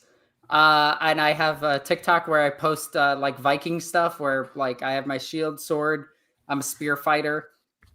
I do Viking reenactment over there, and then I post a whole bunch of miniatures. I just did a 10K point game, and I'm posting a few videos about that. A 10K point game is like, that's insane. Yes, so many points. It took us 2 days, and I was annoyed that all of my Tyranids weren't painted. I had 2 models not painted, and I was mad. Yeah, I was so mad. At that point, like, what's even the point, right? I know. So, okay, because for anyone that doesn't know, like 2K points is like a full-sized army generally, and that's like multi-hour. Oh, and it was 10K both sides. It was a 20K point game. Yeah, so that's like horrific levels of points. Yeah, it was fun. The Hierophant lived. I was playing Tyranids versus Chaos Demons, and the Hierophant lived until the very end of turn 5 and then died. Oh. I was so sad. I sent in the Norn emissary to save him, and he still died, and I was, Victor does ask, do you have any feelings about the old world? I fucking love it. I love it. I think it's a great game. I think it's a great system. Yeah, I need to start playing. I have like this really nice app that lets me play it online, and I have to get caught up with 1.5 because I completely missed 1.5. And I don't know how the rules have changed. But yeah, I play a lot of 40k. I have 19 armies currently. Morning Crescent, do you have any favorite rules for how Tyranid rules in lore interact with one another? Oh my god, the Shadow of the Warp. That rule is absolutely... That's a good pick. Beautiful, because it is just... I look at the table and I just go, fear. And just spread a wave of fear across the entire thing. And I'm just like, get off my objectives. And I just walk up and take them. And it really feels like the Tyranids are doing their final gambit and just like, I'm here. Limper, don't do it. Just play Tabletop Simulator. It's fine. Just don't do it. No, play the tabletop game. Be awesome. Enjoy life. Yeah. Play some games with people in real life. Have really fun stories. And then, yeah. Ricardo asks, do you happen to remember the codex or place where the Orrery Stolen comment was dropped by GW? No, I don't. I know it's a Trazine quote, and it's somewhere. I could probably find it given time. Cool. If anyone, are you on any socials as far as like Instagram, TikTok, Twitter? I'm just on, I have a Twitter, but I don't use it because it's Twitter. Yeah, that's fair. I do have a Blue Sky. I don't use it because I don't like it. Fair. It is just YouTube. Is your Discord community open to new folks? At the moment, no. Mostly because I don't look at Discord. I'm going to be real. I don't look at my Discord. Just keep a lookout for when she comes on next, I guess. I'm so bad at social media. Fair. Honestly, it's probably a lot healthier for you, to be frank. Salter, combining Monday Lorebeards and today, why should Viking dwarfs use spears? Oh, the Norscan dwarfs. Oh! Can I actually show this real quick? Sure. I don't know what this is, but sure. Quick, so I can't hear anything. So. I'm half expecting her to like pull out dwarf minis with spears, but it's a long spear. Oh. It is long. It is very long. She's showing her spear. If you are a dwarf, you are low to ground. You raise spear and kill anything that comes in. Spear good at stabbing, low center of gravity, and spear is amazing. It's not dwarf-like though. Well, it's not what my ancestors used, so if my ancestors didn't need it, I don't need it, says the dwarf. Kovu. Good old but Kovu. yes. Yeah, the dice goblin. I'm familiar with him. Yes. But dwarves should be using spears and polearms and pikes. Like, a dwarf should be using, like, a huge pike because they have the weight for it. Don't you scratch my spear, my shield. Stop it. Hey! Thank you. But they should be using as long of weapons as they have because they have the reach for it. And then in melee, they should actually be when Imperial dwarfs have shields. All right, let's get that right. But yeah, there's no reason for them to be wielding. No, shields. literally the only reason they don't use spears is because GW decided that it doesn't look dwarfy enough. That's it. That's the only actual reason. I think it's also because Tolkien didn't use spears on his dwarves. That could be the case. I don't know enough about Lord of the Rings. Like, I know they do in the movies, but I don't know how that might not reflect remember the actual stuff. But Tolkien did. Okay, never mind. I was wrong about that then. I don't know if I'm a dwarf pick between spear and flamethrower. I picked flamethrower. To be fair, the flamethrower was a relatively recent invention. Yes, the Dawizar do use them in Age of Sigmar, which clearly is showing that only the most evil of dwarfs use spears. Look, if I was a dwarf, I'd be using a spear. Yeah. Like, I mean, there are argument. They give lore reasons why they don't, and some of it has most of it is cultural, and some of it is that spears are genuinely. If you're doing tunnel warfare, spears introduce a lot of problems. But if you're fighting in the open, they're great. Do you know what's really good in a tunnel? A sharp, pointy stick that's 3 meters away from you. Yes, but most of what they're fighting are going to be tunneling in from around you. Skaven and Greenskins like to come up from around and behind and all this stuff. I see why they have the flamethrowers then. Yeah, you got to be able to turn around quick. But in any event, that's our time for today. Yeah, that was so I hope you all had a good time, and I hope you all enjoyed. Please thank Alexis for taking the time to come hang out with us. Hopefully we'll be seeing more of her in the near future. In fact, you might be seeing her very soon with me and Andy. I think next week, but we've got to lock that in. I did see one thing real quick, because somebody said dwarves and axes. Can I show the Dane axe? Yeah, absolutely. Get your axe. Get it, girl. 1 second.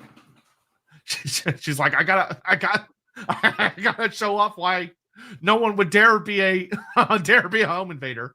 Dane axe. Well, see, okay, if you're gonna have an axe that long, dwarves basically have spears at that point, right? If you just have a great axe or a Dane axe that's that long, you basically have a spear. See, as far as I'm concerned, with an axe that long, they basically already have spears. Yeah, exactly. They're just, yeah. Many of it. Never break into Alexis's house. Yeah, no. Oh, please break into my house. Give her an excuse. Just give her an excuse. I have 2 swords over there too. Yeah. And once again, we really appreciate y'all showing up and supporting and all that stuff. I'm actually going to be doing another stream here in about 2 hours where I'm just going to be playing Total War. If you want to catch me on my Loremaster of Sotek channel, I won't be on the Lorebeards channel because it's just Loremaster of Sotek stuff. But Lorebeards will be back on Saturday morning for the bonus stream where me and Andy are going to basically be doing a stream where we revisit everyone's favorite criticisms. So if there's something we've ever said on Lorebeards that you think is bullshit and you want to argue with us about it, the real criticism. Then that is going to be the perfect stream to show up for. And Mantis, good to see you. Pole arm taxonomy is somehow messier than sword taxonomy. Yeah. Humans doing their things.